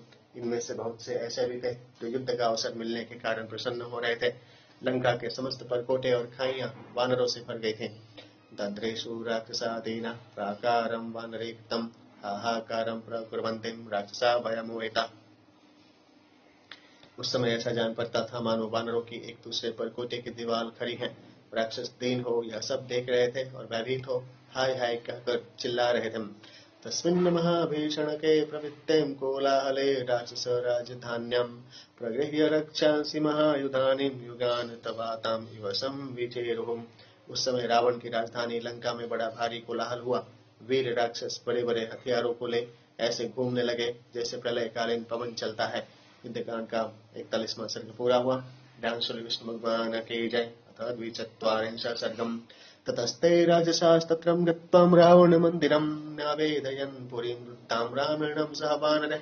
तदंतर राक्षसगण रावण के भवन में जाकर कहने लगे कि वानरों को साथ लिए हुए श्री रामचंद्र ने लंकापुरी को चारों ओर से घेर लिया है। रुद्धां तो नगरीं सुत्तां जात क्रोधो निशाचरः विधानं द्विगुणं कृत्वा प्रासादं स्वध्यारोहतम्। लंका नगरी को घिरा हुआ सुन रावण बड़ा क्रुद्ध हुआ और मोर्चों पर दूनी सेना नियत कर स्वयं अटारी पर चढ़ गया। सदर्शावृतां लंकां शैलवनकाननम् असंख्यैः हरिगणैः सर्वतो युद्धकांक्षिभिम्। वहां से उसने देखा कि पर्वतों वनों और उपवनों सहित लंका को युद्धाभिलाषी असंख्य वानरों ने घेर लिया है। स दृष्ट्वा वानरैः सर्वं वसुन्धां कबलीकृतां कथं क्षपयित्वयां स्तोष्योरीते चिंता परो भवत्। लंका के चारों ओर की भूमि को वानरों द्वारा अधिकृत हुई देख वह इस चिंता में पड़ गया कि वह उस वानरों को क्यों कर वहां से हटावे। सचिंतितं सुचिरं धैर्यमाल्यं रावण राघवं हरियूथाश्चं ददर्शाय तलोचन। बहुत देर तक सोच विचार कर और धैर्य धारण कर रावण ने आंख फैलाकर देखा तो श्री रामचंद्र और वानरों के दल देख पड़े। राघव स सैन्येन मुदितो नाम पुप्लुवे लंकां तदर्श गुप्तां सर्वतो राक्षसायपिताम्। श्री रामचंद्र जी ने लंका के परकोटे के पास जाकर देखा कि राक्षस लोग चारों ओर से लंका की रक्षा कर रहे हैं। दृष्ट्वा दाशरथिर्लंकां चित्रतेज पताकिनीं जगाम सहसां सीतां दूयमानेन चेतसाम्। दशरथ नंदन श्री रामचंद्र जी रंग बिरंगी ध्वजा पताकाओं से शोभित लंका को देख और सीता का स्मरण कर सहसा दुखी हो गए। अत्र सा मृगशा वाक्षीं मत्कृते जनकात्मजा पीडयते शोक संतप्ता कृशास्थंडिलशायिनीम्। वे मन ही मन कहने लगे कि इसी लंका में वह मृगनयनी सीता मेरे पीछे शोक से विकल हो भूमि पर पड़ी हुई दुख पा रही हम। पीडयमानं सधर्मात्मा वैदेही मनुचिंतयन् क्षिप्रमाज्ञापयामासं वानराद्वेषतां वधे। धर्मात्मा श्री रामचंद्र जी सीता के कष्टों का स्मरण कर दुखी हुए और तुरंत ही राक्षसों को मारने के लिए वानरों को आज्ञा दी। एवं मुक्ते तु वचने रामेण क्लिष्ट कर्मणां संघर्षमाण पल्लवग्गा सिंहनादैर्नादयन्। अक्लिष्ट कर्मा श्री रामचंद्र जी के मुख से शत्रुओं से लड़ने की आज्ञा निकलते ही वानरों ने क्रोध में भर ऐसा सिंहनाद किया कि जिससे सारी लंका पूरी प्रतिध्वनित हो उठी। शीघ्रैर्विकिरामेणं लंकां मुष्टिभिरेववाम् इति स्म दधिरे सर्वे मनसि हरियुतपा। उस समय वानर युद्धपतियों के मन में इतना उत्साह बढ़ा हुआ था कि वे पर्वत शिखरों से या घूंसे मार मार कर लंका को चूर चूर कर डाले। उद्यम्य गिरिशृंगाणिम शिखराणि महांतिजम तरुणश्चोतपाट्यम विवधास्तिष्ठन्ति हरियुतपा। और वानर युद्धपति बड़े बड़े गिरिशृंगों और बड़ी बड़ी शिलाओं को उठा तथा विविध वृक्षों को उखाड़ कर और उनको हाथों में लिए हुए खड़े हो गए। प्रेक्षितो राक्षसेन्द्रस्यं तान्यन्निकानि भागश राघव प्रिय कामार्थम लंका मारुरुस्तदाम। रावण की आंखों के सामने वानरी सेनाएं टोलियां बांध बांध कर श्री रामचंद्र जी की प्रसन्नता के लिए लंका के परकोटी की दीवारों पर चढ़ गए। ते ताम्रवक्त्रा हेमाभं रामार्थे तक्त जीविता लंका में वाप्यवर्तन्तम सालताल शिलायुधाम। सुनहली रंग की देह वाले लाल मुंह वानर साखू के पेड़ और पहाड़ों को ले लेकर लंका पर जा डटे। ये श्री रामचंद्र जी का काम पूरा करने के लिए अपनी जाने हथेली पर रखे हुए थे। ते द्रुमे पर्वताग्रश्च मुष्टिभिश्च पलवंगम प्रकाराग्राण्यरण्याणिं मन्मन्थो स्तोरणानि च। वे पेड़ों पर्वत शिखरों घोंसों के प्रहार से परकोटे की दीवालों उद्यानों और बहिर्द्वारों को ध्वस्त करने लगे। परिखा पूरयन्तीं स्म प्रसन्न सलिलायुता पांशुभिं पर्वताग्रश्च तृणैकाष्ठैश्च वानरा। उन खाइयों को जिनमें स्वच्छ निर्मल जल भरा हुआ था वानरों ने मिट्टी पत्थर घास फूस और काठ कठंगर भरकर पाट दिया। ततः सहस्रयूथाश्च कोटियूथाश्च वानरा कोटिशतयूथाश्चान्ये लंका मारुरुस्तदाम। तदंतर 1000 यूथों के स्वामी करोड़ यूथों के स्वामी 100 करोड़ यूथों के स्वामी अर्थात यूथपति वानर लंका के ऊपर जा चढ़े। कांचनानि प्रमितदन्तस्तोरणानि बलवंगमा कैलाश शिखिराभाणिं गोपुराणि प्रमत्तचम। वानरों ने सोने के बने तोरण द्वारों को चूर चूर कर दिया और कैलाश शिखर की तरह ऊंचे फाटकों को तोड़ फोड़ डाला। आप्लवंत पल्लवंतश्च गज्जन्तश्च पलवंगमा लंकां तामभिधावन्तीं महावारण सन्निभा। गजेंद्र के समान ढील डोल वाले बानर कूद कूद और उछल उछल कर गरजते हुए लंका के चारों ओर दौड़ने लगे। जयत्तक्ति बलो रामो लक्ष्मणश्च महाबलम राजा जयति सुग्रीवो राघवेणाभिपालिता। और यह कहने लगे बलवान श्री रामचंद्र की जय, महाबली लक्ष्मण की जय, श्री रामचंद्र द्वारा रक्षित महाराज सुग्रीव की जय। इत्येवं घोषयन्तश्च गर्जन्तश्च पलवंगमा अभ्युधावन्त लंकायां प्राकारं कामरूपिणा। इस प्रकार श्री राम लक्ष्मण और सुग्रीव की जय जयकार करते और सिंहनाद करते हुए काम रूपी बानर लंका के परकोटों पर दौड़ने लगे। वीरबाहु सुबाहुश्चम नलश्चम वनगोचर निपीडयोपनिविष्टास्ते प्रकारं हरियुतपा। वीरबाहु सुबाहु नल और पनस ये वानर युद्धपति लंका के परकोटे को तोड़कर पुरी के भीतर घुस गए। एतस्मिन्नन्तरे चक्रुं स्कन्धावार निवेशनम पूर्वद्वारं तु कुमुदः कोटिभिर्दर्शभिर्विता। और इस अवसर में वहां उन लोगों ने सेना के विश्राम के लिए शिविरों छावनी की रचना की। कुमुद लंका के पूर्व द्वार को 10 करोड़ आवृत्य बलवांस्तस्थो हरिभिर्जितकाशिभिः साहाय्यार्थं तु तस्यैवं निविष्टः प्रगसो हरि। विजयाभिलाषी वानरों सहित घेरे हुए खड़ा था और कुमुद की सहायता के लिए कपि प्रगस वहां उपस्थित था। पनशश्च महाबाहुर्वानरैर्बहुभिर्वृता दक्षिणं द्वारमागम्यं वीरशतबलैः कपिः। तथा महाबलवान पनस भी बहुत से वानरों के लिए हुए वहां मौजूद था। वीर शतबली वानर दक्षिण द्वार पर आवृत्त बलवांस्ततो विशत्यां कोटिभिर्वृतं सुषेणा पश्चिम द्वारं गतस्तारा पिता हरि। 20 करोड़ वानरी सेना लेकर खड़ा हुआ था पश्चिम द्वार पर तारा के पिता सुषेण। आवृत्य बलवांस्ततो षष्टिकोटिभिरावृतम् उत्तरं द्वारमासाद्यं रामो सौमित्रिणां सहम्। 60 करोड़ वानरों को लिए हुए खड़ा था उत्तर द्वार पर लक्ष्मण को अपने साथ लिए हुए श्री रामचंद्र जी स्वयं उपस्थित थे। आवृत्तं बलवांस्तस्थो सुग्रीवश्चम हरीश्वरम गोलांगुलो महाकायं गवाक्षो विमदर्शनः। उनके समीप ही कपिराज सुग्रीव भी थे, महाकाय और भयंकर गोलांगल गूल गवाक्ष। वृत्तः कोटया महावीर्यस्तस्थौ रामस्य पार्श्वतः रक्षाणां भीमवेगानां धूम्रशत्रुनिबर्हणम्। 1 करोड़ महाबली वानरों को साथ लिए हुए श्री रामचंद्र जी के बगल में खड़ा हुआ था बड़े भयंकर वेग वाले वृक्षों के अधिपति और शत्रुहंता धूम्र भी। वृत्तः कोटयां महावीर्यस्तस्थौ रामस्य पार्श्वतः सन्नद्धस्तु महावीर्यो गदापाणिर्विभीषणः।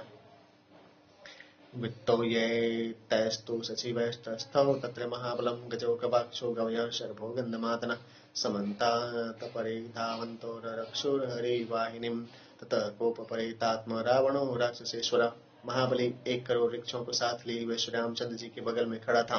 कवच धारण किए हुए और हाथ में गदा लिए हुए विभीषण अपने चारों राक्षस मंत्रियों से घिरे हुए खड़े थे। वीर, गज, गवाक्ष, गवय, शरभ और गंधमादन चारों ओर दौड़ दौड़ कर वानरी सेना की देखभाल कर रहे थे। ये देख राक्षस राज रावण ने क्रुद्ध हो निर्याणं सर्वसैन्यानं द्रौतमाज्ञापयत्तदां एतच्छ्रुतं ततो वाक्यं रावणस्य मुखोदगतं। सहसा भीमनिर्घोषामुदघोष्टं रजनीचरे ततः प्रचोदितां भैर्यश्चन्द्रपाण्डुरपुष्करां। अपनी समस्त सेना को तुरंत बाहर निकाल उसको युद्ध करने की आज्ञा दी।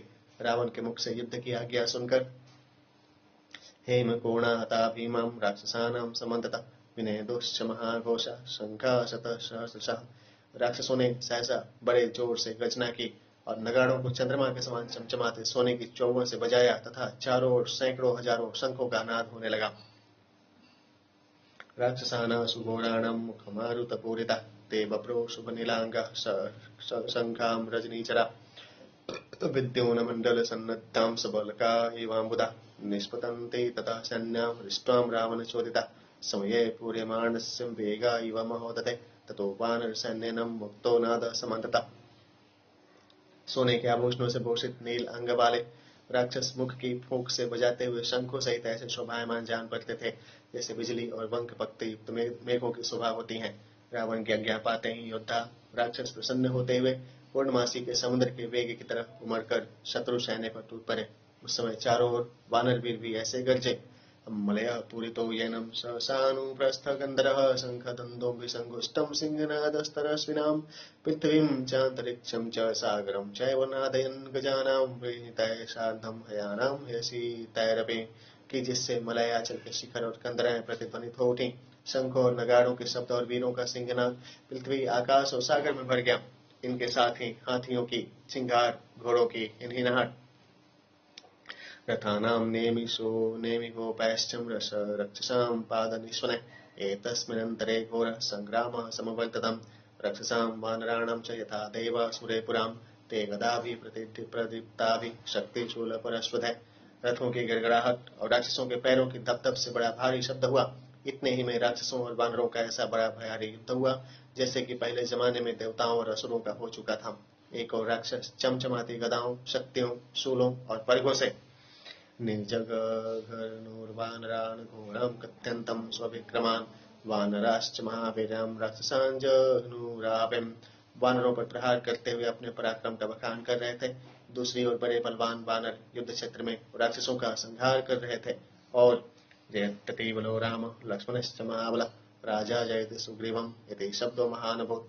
उच्च स्वर से बलवान श्री रामचंद्र जी की जय, महाबली लक्ष्मण जी की जय और कपिराज सुग्रीव की जय कहते हुए वे वानर घोर शब्द कर रहे थे। राजन जय जयत युक्तम स्व स्व नाम कथांतता तथा विच्चय महाकायं पर्वताग्रश्च वानरा। राक्षस रावण राज की जय जयकार कर अपने अपने नाम लेकर वानरों पर प्रहार कर रहे थे। बड़े भारी भारी ढील डोल के वानर गण वृक्षों और पर्वत शिखरों से जघनोस्तानि रक्षांसि नखैदन्तश्च वेगितां राक्षसास्तोपरे भीमा प्रकारस्तां महीगतान्। नख और दांतों से बड़े बड़े वेग से राक्षसों को मार रहे थे।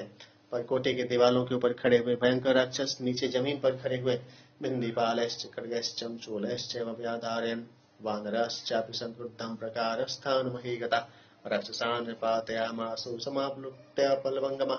वानरों को गदाओं, तलवारों और शूलों से विदीर्ण कर रहे थे।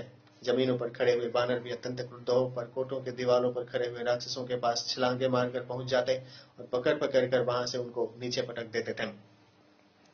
संप्रहारस्तुमलो मांस शोणित कर्दम रक्षसां वानराणां च संभवभूवादभूतोपमा। राक्षसों और वानरों का बड़ा भयंकर युद्ध हुआ। इस युद्ध में मांस और उतिर की कीच हो गई। तो यह युद्ध बड़ा ही अद्भुत हुआ। युद्ध कांड का 42वां सर्ग पूरा हुआ। ध्यान श्री विष्णु भगवान की जय। अथ 43 सर्गम युद्धतां तु तपस्तैषां वानराणां महात्मनां रक्षसां संबभूवातं बलकोपसुदारुणः। परस्पर युद्ध करते हुए बड़े बलवान वानरों और राक्षसों की सेनाएं अत्यंत क्रुद्ध हो गईं। ते हये कांचना पीड़े ध्वजैश्चाग्निशिखोपमैः रथैश्चादित्यसंकाशं कवचैश्च मनोरमैः राक्षस स्वर्ण की अग्निशिखा के समान चमचमाती कलिंगियों से भूषित घोड़ों से युक्त सूर्य की तरह दीप्तमान रथों पर सवार हो सुंदर कवच पहन निरयो राक्षस व्याघ्रम नादयन्तो दिशो दशम राक्षसा भीम कर्माणो रावणस्य जयशना। वे भयंकर कर्मकारी राक्षस श्रेष्ठ सिंहनाद कर दसों दिशाओं को गुंजाते हुए रावण की विजय कामना से युद्ध के लिए निकले। वानराणामपि चमूर्बृहत्तिं जयमिच्छताम् अभ्यधावत तां सेनां रक्षसां कामरूपिणां। वानरों की महती सेना भी जो श्री रामचंद्र की जय चाहती थी उन काम रूपी राक्षसों के ऊपर टूट पड़ी। तस्मिन्नन्तरे तेषामन्योन्यमभिधावतां रक्षसां वानराणां च द्वन्द्वयुद्धं वर्ततम्। इतने ही में दोनों ओर से परस्पर आक्रमण करने वाली राक्षसों और वानरों की सेनाओं में परस्पर घोर युद्ध होने लगा। अंगदेनेन्द्रजित्सार्थं बालीपुत्रेण राक्षसम् अयुध्यत महातेजास्त्रयम्बकेन यथानतकाम्। बालीपुत्र अंगद के साथ महातेजस्वी इंद्रजीत का युद्ध वैसे ही हुआ जैसे कि महादेव का युद्ध अंतकासुर से हुआ था। प्रजंघेन च सम्पातिर्नित्यं दुर्मर्शनोदने जम्बूमालिनमारब्धो हनुमानपि वानर। समर में अति दुर्घर्ष संपाति वानर प्रजंग राक्षस से भिड़ गया और हनुमान जम्बूमाली राक्षस से लड़ने लगा। संगतः सुमहाक्रोधो राक्षसो रावणानुज समरे तीक्ष्ण वेगेनम मित्रघ्नेनम विभीषणम। रावण के छोटे भाई विभीषण अत्यंत कुपित हुआ तीक्ष्ण वेग से मित्रघ्न नामक राक्षस से लड़ने लगा। तपसेन गजाशार्थं राक्षसेन महाबलः निकुंभेन महातेजां नीलोऽपि समयुद्धतम्। महाबली गज तपन नामक राक्षस के साथ और महातेजस्वी नील निकुंभ राक्षस के साथ युद्ध करने लगे। वानरेन्द्रस्तु सुग्रीवः प्रगसेनं समागतः संगतः समरे श्रीमान् विरूपाक्षेण लक्ष्मणः। वानर सुग्रीव की ओर प्रगसेन की भिड़ंत हुई और श्रीमान लक्ष्मण जी विरूपाक्ष से फिर गए। अग्निकेतुश्च दुर्गर्षो रश्मिकेतुश्च राक्षसं सुप्तघ्नो यज्ञकूपश्च रामेण सह संगता। दुर्गर्ष अग्निकेतु का रश्मिकेतु राक्षस के साथ और सुप्तघ्न का तथा यज्ञ कोप नामी राक्षसों का श्री रामचंद्र जी के साथ युद्ध होने लगा। वज्रमोष्टेस्तुमेन्देनं देवितेन शनिप्रभा राक्षसाभ्यां सुघोराभ्यां कपि मुख्यो समागतम्। भयंकर राक्षस वज्रमुष्टि और अशनिप्रभ का युद्ध वानर श्रेष्ठ मैंद और देवत के साथ हुआ। वीर प्रतपनो घोरो राक्षसो रणदुर्धर समरे तीक्ष्ण वेगेनम नलेन संयुद्धता। रणदुर्धर वीर और भयंकर राक्षस प्रतपन ने युद्ध में तीक्ष्ण वेग वाले नल के साथ युद्ध किया। धर्मस्य पुत्रो बलवान सुषेण विश्रुतम स विद्युन्मालिनां सार्धमयुद्धतं महाकपि। धर्मपुत्र बलवान महाकवि सुषेण के साथ विद्युन्माली का युद्ध हुआ। वानराश्चापरे भीमां राक्षसैरपरेषां द्वन्द्वं समयोर्बहुधां युद्धायं बहुविशः। अन्य बहुत से भयंकर वानर अन्य बहुत से राक्षसों से द्वंद्व युद्ध करने लगे। तत्रासीत सुमहत् युद्धं तुमुलं रोमहर्षणं रक्षसां वानराणां च वीराणां जयमिच्छताम्। एक दूसरे को जीतने की इच्छा रखने वाले वीर राक्षसों और वानरों का यह तुमुल महान युद्ध रोमांचकारी था। हरि राक्षस देहेभ्यः प्रभूता केशशार्दूला शरीर संघाट वहा प्रशस्त्रो शोणितापगा। वानरों और राक्षसों के शरीरों से रक्त की नदियां बह रही थीं, जिनमें वीरों के बाल शिवार घास की तरह और शरीर काष्ठ समूह की तरफ देख पड़ते थे। आज ग्राणेन्द्र चित्तक्रुद्धो वज्रेणेव शतक्रतुः अंगदं गदया वीरं शत्रु सैन्य विदारणम। इंद्रजीत ने अत्यंत क्रुद्ध हो शत्रु सैन्य संहारकारी वीर अंगद के वैसे ही एक गदा मारी जैसे इंद्र दैत्य के वज्र मारते हैं। तस्य कांचन चित्रांगदं रथं शाश्वं सारथिं जघान समरे श्रीमान अंगदो वेगवान कपि। तदंतर महावेगवान अंगद ने भी गदा से मेघनाथ के घोड़ों और सारथी सहित सुवर्ण घोषित रथ को नष्ट कर डाला।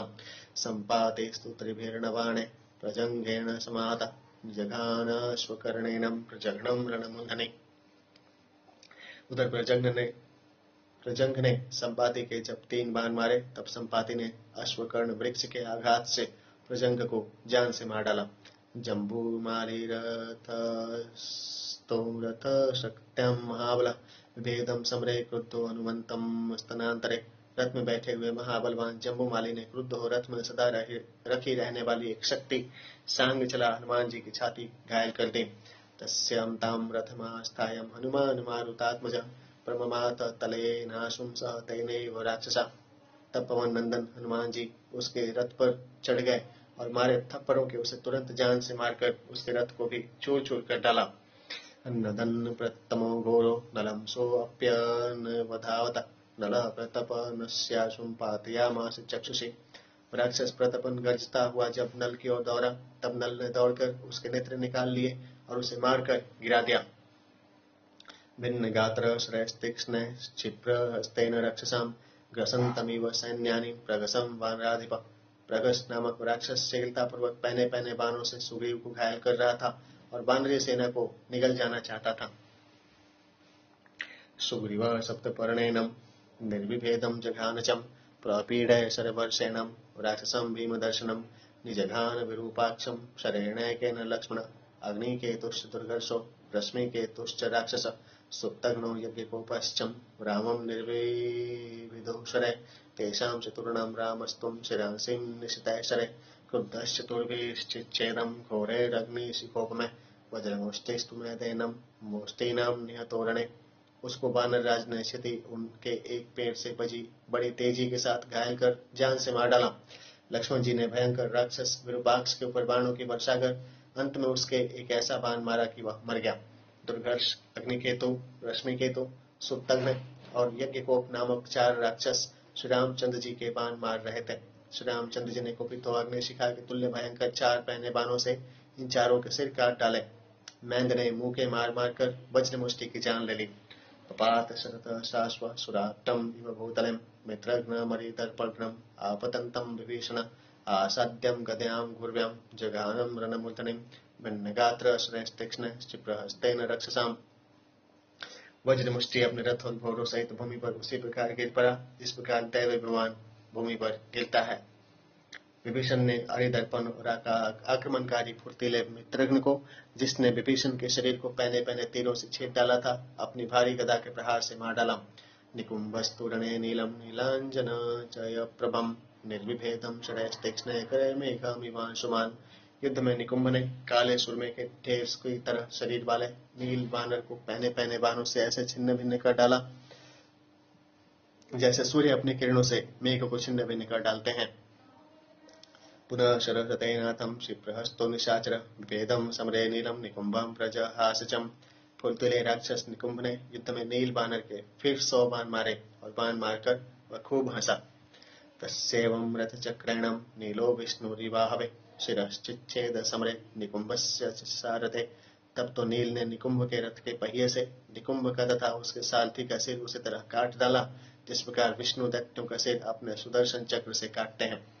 वज्र शनि शम स्पर्शो द्विविधोऽप्य शनि प्रभम जघामग्रिशृंगनम मिषताम सर्वरक्षसाम। वज्र के तुल्य मुका मारने वाले द्विविध ने सब राक्षसों के सामने अशनि प्रभ राक्षस को पर्वत के शिखर पर मारा।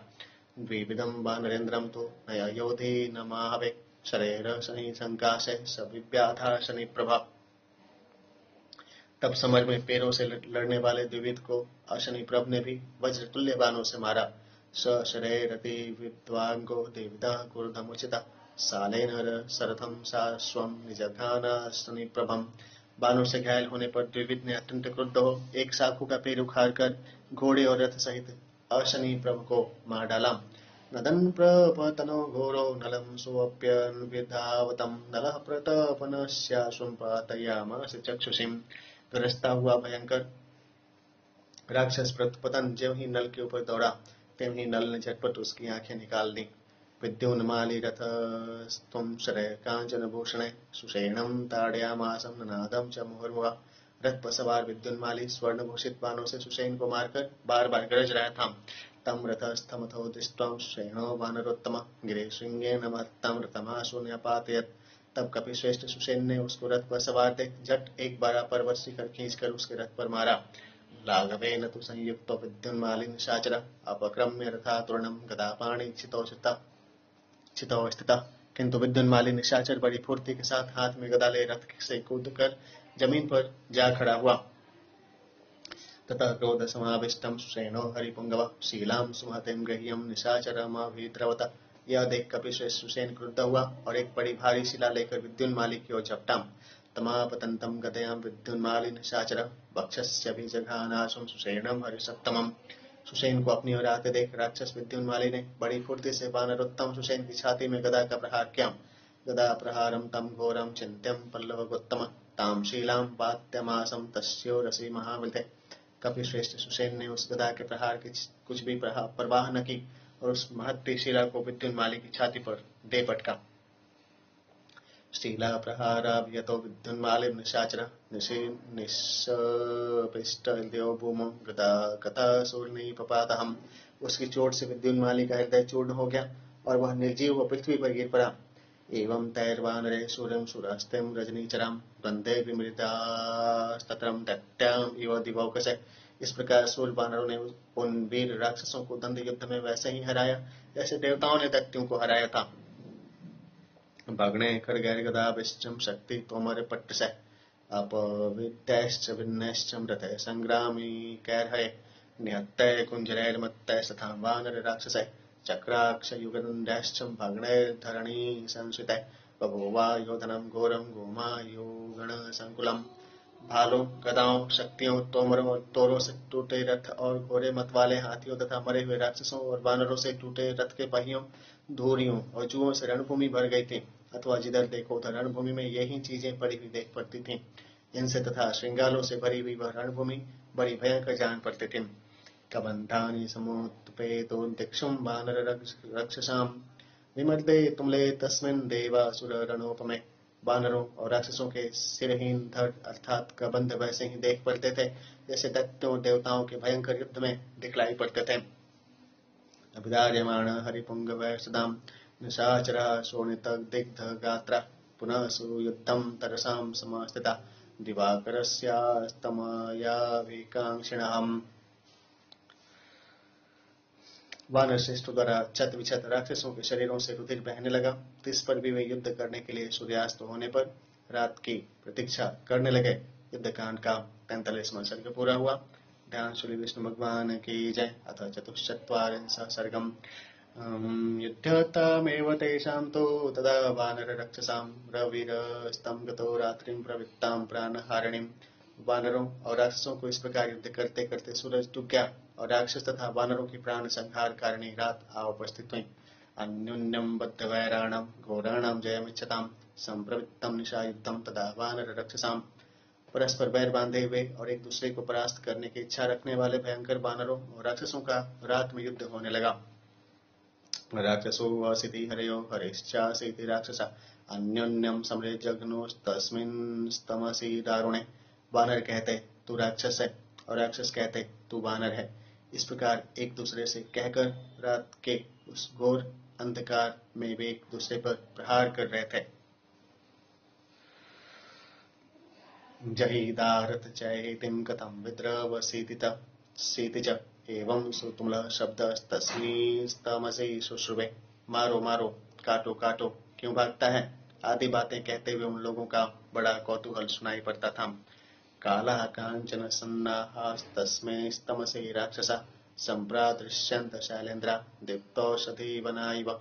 स्वर्ण कवचधारी काले काले रंग के राक्षस उस अंधकार में ऐसे जान पड़ते थे मानो प्रकाशमान जड़ी रुरुखियों से वन से भरे हुए बड़े बड़े पहाड़ हों। तस्मिंस्तमसि दुष्पारे राक्षसा क्रोधमुचिता परिषेतुर्महावेगा भक्षयन्तः फलभंगमान्। उस निबिड़ अंधकार में राक्षस अत्यंत क्रुद्ध होकर बड़े वेग से वानरों की सेना में कूद पड़े और वानरों को खाने लगे। ते हयान कांचना पीड़ान् ध्वजांश्चाग्निशिखोपमान् आप्लुत्यं दशनैस्तीक्ष्णैर्भीमकोपाव्यदारयन् दारयन्। स्वर्ण की कलगियों से भूषित घोड़ों से युक्त और अग्निशिखा के समान चमचमाती रथों की ध्वजाओं को वानर भी छलांग मार मार कर अपने पहने पहने दांतों से अत्यंत क्रुद्ध हो चीरे फाड़े डालते थे। वानरा बालिनो युद्धैक्षोभयन् राक्षसीं चमुं कुंजरान् कुंजरारोहान् पताकाद्वयजिनो रथान् चक्रर्षुश्च दन्तंश्च तदशनैः रोधमुचितां लक्ष्मणश्चापि रामश्च शरैराश्रिविशोपमैः। समर में बलवान वानर राक्षसी सेना को दुख देते तथा गजों और महावतों तथा ध्वजाओं से शोभित रथों को पकड़ पकड़ कर खींच लेते और क्रुद्ध हो उनको दांतों से फाड़ डालते थे। लक्ष्मण और श्री रामचंद्र सर्पाकार तीरों से दृश्यानि रक्षांसि प्रवराणि निजघ्नतो तुरंग कुरवीध्वस्तं रथनेमि समुत्थितम्। उन राक्षसों को जो सामने थे और जो छिपे हुए थे मार रहे थे।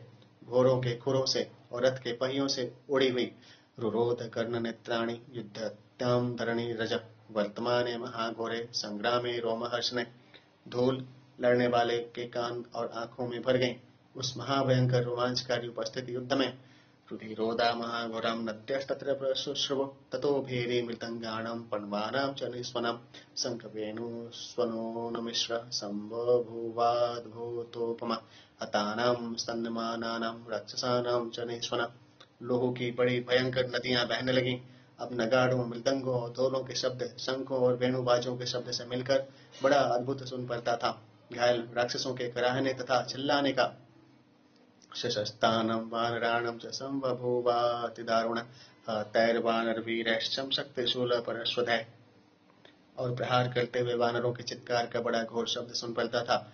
मरे हुए वीर वानरों की लोथों से शक्ति, शूल, फरसा आदि आयुधों से निहत्तः पर्वताग्रश्चं राक्षसैः कामरूपिभिः शस्त्र पुष्पोपहारा च तत्र सिद्ध्योद्यमेदिनीं। मरे हुए काम रूपी पर्वत शिखराकार राक्षसों से तथा शस्त्र रूपी फूलों से रणभूमि ढकी हुई थी। दुर्गेया दुर्निवेशा च शोणितास्त्रावकर्दमां सा बभूव निशाघोरं हरि राक्षस हारिणीं। रणभूमि के स्थान न तो सहज में पहचाने जाते थे और न वहां पैर रखने के लिए जगह ही थी। जिधर देखो उधर लोहू और मांस की कीचड़ ही काचड़ देख पड़ती थी। वानरों और राक्षसों के प्राणों की लेवा वह रात बड़ी भयंकर थी।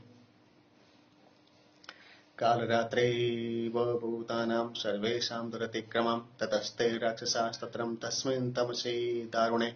और समस्त जीवों के दुस्तर काल रात्रि की तरह वह जान पड़ती थी। वहां पर समस्त राक्षस उस दारुण अंधकार में राममेवाभ्यवर्तन्तं संसृष्टां शरवृष्टिभिं तेषामापततां शब्दः क्रुद्धानामपि गर्जताम्। एकत्र हो श्री रामचंद्र जी के ऊपर बाणों की वर्षा करने लगे। राक्षसों के दौड़ाने तथा क्रुद्ध ही गरजने का शब्द उद्धर्त इव सप्तानां समुद्राणां प्रशुश्रुवे तेषां राम शरैः षड्भिः षड्जघान निशाचरान् निमेषान्तरमात्रेण शीतैरग्निशिखोपमे। यमशत्रुश्चतुर्धर्षो महापार्श्वमहोदरो वज्रदंष्टो महाकायस्तौचोभो शुकसारणो ते तु रामेण बाणौघे सर्वे मर्मसुताडिता। वैसा ही सुन पड़ा जैसा कि प्रलय काल में सातों समुद्रों का सुन पड़ता है। श्री रामचंद्र जी ने उन राक्षसों में से 6 राक्षसों को अग्निशिखा तुल्य 6 प्रदीप्त बाणों से पल भर में मार डाला। उन 6 दुर्धर्ष राक्षसों के नाम थे यमशत्रु, महापार्श्व, महोदर, वज्रदंष्ट और बड़े टिलडोल के शुक तथा शारण।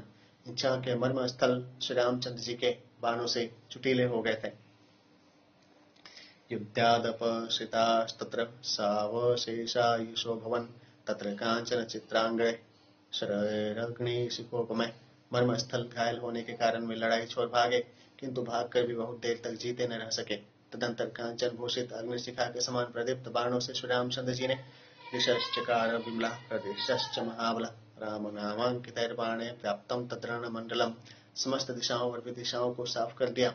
श्री राम नामांकित बाणों से वहां का क्षेत्र व्याप्त हो गया। ये त्वन्ये राक्षसाभिमा रामस्याभिमुखे स्थिता तेऽपि नष्टा समासाद्यं पतंगामिव पावकम्। और भी जो कोई वीर राक्षस उनके सामने पड़े वे भी उसी प्रकार नष्ट हो गए जिस प्रकार पतंगे अग्नि के सामने पड़ने से नष्ट हो जाते हैं। स्वर्ण पुंखैर्विशिखैः सम्पत्तद्भिः सहस्रशः बभूव रजनी चित्रां कद्योतैर्विशारदि। चारों ओर सुनहले पुंख के बाणों के चलने से वह रात ऐसी जान पड़ती थी जैसे जुगनुओं से शरद ऋतु की रात मालूम पड़ती है। राक्षसानां च निनादैर्हरीणां चापि निश्वनैः स बभूव निशाघोरां भूतो घोरतया तथा। राक्षसों के नाद से और वानरों के गर्जन से वह भयंकर रात और भी अधिक भयंकर हो गई थी। तेन शब्देन महत्तां प्रविद्धेन समन्ततः त्रिकूटः कंडराकिरणः प्रव्याहर दिवाचल। चारों ओर उस महान कोलाहल के होने से चित्रकूट पर्वत की कंदराएं ऐसी प्रतिध्वनित हुई मानो वे बोल रही हों। गोलांगुला महाकायस्तमसां तुल्ये वर्चसा संपरिष्वज्य बाहुभ्यां भक्षयन् रजनीचरान्। बड़े भारी ढील डोल के तथा काले रंग के गोलांगुल जाति के बानर दोनों भुजाओं से राक्षसों को दबा दबा कर उनको खा रहे थे। अंगदस्तूरणे शत्रुं निहंतुं समुपस्थितः रावणी निजघानाशं सारथिं च हनार्यपिन्नहायानपि। उधर अंगद युद्ध क्षेत्र में अपने शत्रुओं को मार रहे थे। उन्होंने मेघनाथ पर वार करते हुए उनके रथ के सारथी और घोड़ों को बड़ी फुर्ती से मार डाला। वर्तमाने तथा घोरे संग्रामे वृषदारुणम् ऐन्द्रजीतुं रथं त्यक्तं हताश्वो हतसारथि। अंगदेन महाकायस्तत्रैवान्तरधीयत तत्कर्मं बालीपुत्रस्य सर्वे देवा महर्षिभिः तुष्टवो पूजनार्हस्यं तौ चोभौ राम लक्ष्मणौ प्रभावं सर्वभूतानि विदुरिन्द्रजितो युधि। तब उस अति दारुण एवं भयंकर युद्ध में अंगद द्वारा अपने सारथी और घोड़ों के मारे जाने पर इंद्रजीत रथ को त्याग कर वहीं अंतर्ध्यान हो गया। प्रशंसनीय बालित नय अंगद के इस वीरता को देख समस्त देवता, ऋषिगण तथा दोनों राजकुमार श्री रामचंद्र और लक्ष्मण भी संतुष्ट हुए, क्योंकि युद्ध में इंद्रजीत कैसा बलवान था यह बात सब लोग जानते थे। अदृश्य सर्वभूतानां यो अभवद्योदितो जयं तेन तेदं महात्मानं तुष्ट्वं दृष्ट्वं प्रकर्षितम्। इंद्रजीत प्राणी मात्र से युद्ध में तो जय था, उसको महाधैर्यवान अंगद द्वारा पराजित देख सब बड़े संतुष्ट हुए। ततः प्रविष्टां कपयस सुग्रीव विभीषण साधु साध्वेति निदुष्टं दृष्ट्वां शत्रु प्रकर्षितम्। तदंतर शत्रु को पराजित देख सब वानरों ने और सुग्रीव सहित विभीषण ने प्रसन्न हो अंगद की वाह वाह कहकर बड़ाई की। इंद्रजीतो तदा तेनम निजितो भीम कर्मणम संयुगे बालीपुत्रेणम क्रोधम चक्र सुधारणम। उस युद्ध में भीमकर्मा बालित ने अंगद द्वारा पराजित होने से इंद्रजीत अत्यंत क्रुद्ध हुआ। एतस्मिन्नन्तरे रामो वानरान् वाक्यमं ब्रवीत सर्वे भवन्तः तिष्ठन्तु कपिराजेन संगता। इसी बीच में श्री रामचंद्र जी ने वानरों को यह आज्ञा दी कि आप सब लोग सुग्रीव के पास ठहरे रहें। स ब्रह्मणा दत्तवर त्रैलोक्यं वादते वृषं भवतामर्थ सिद्ध्यर्थ कालेन स समागता।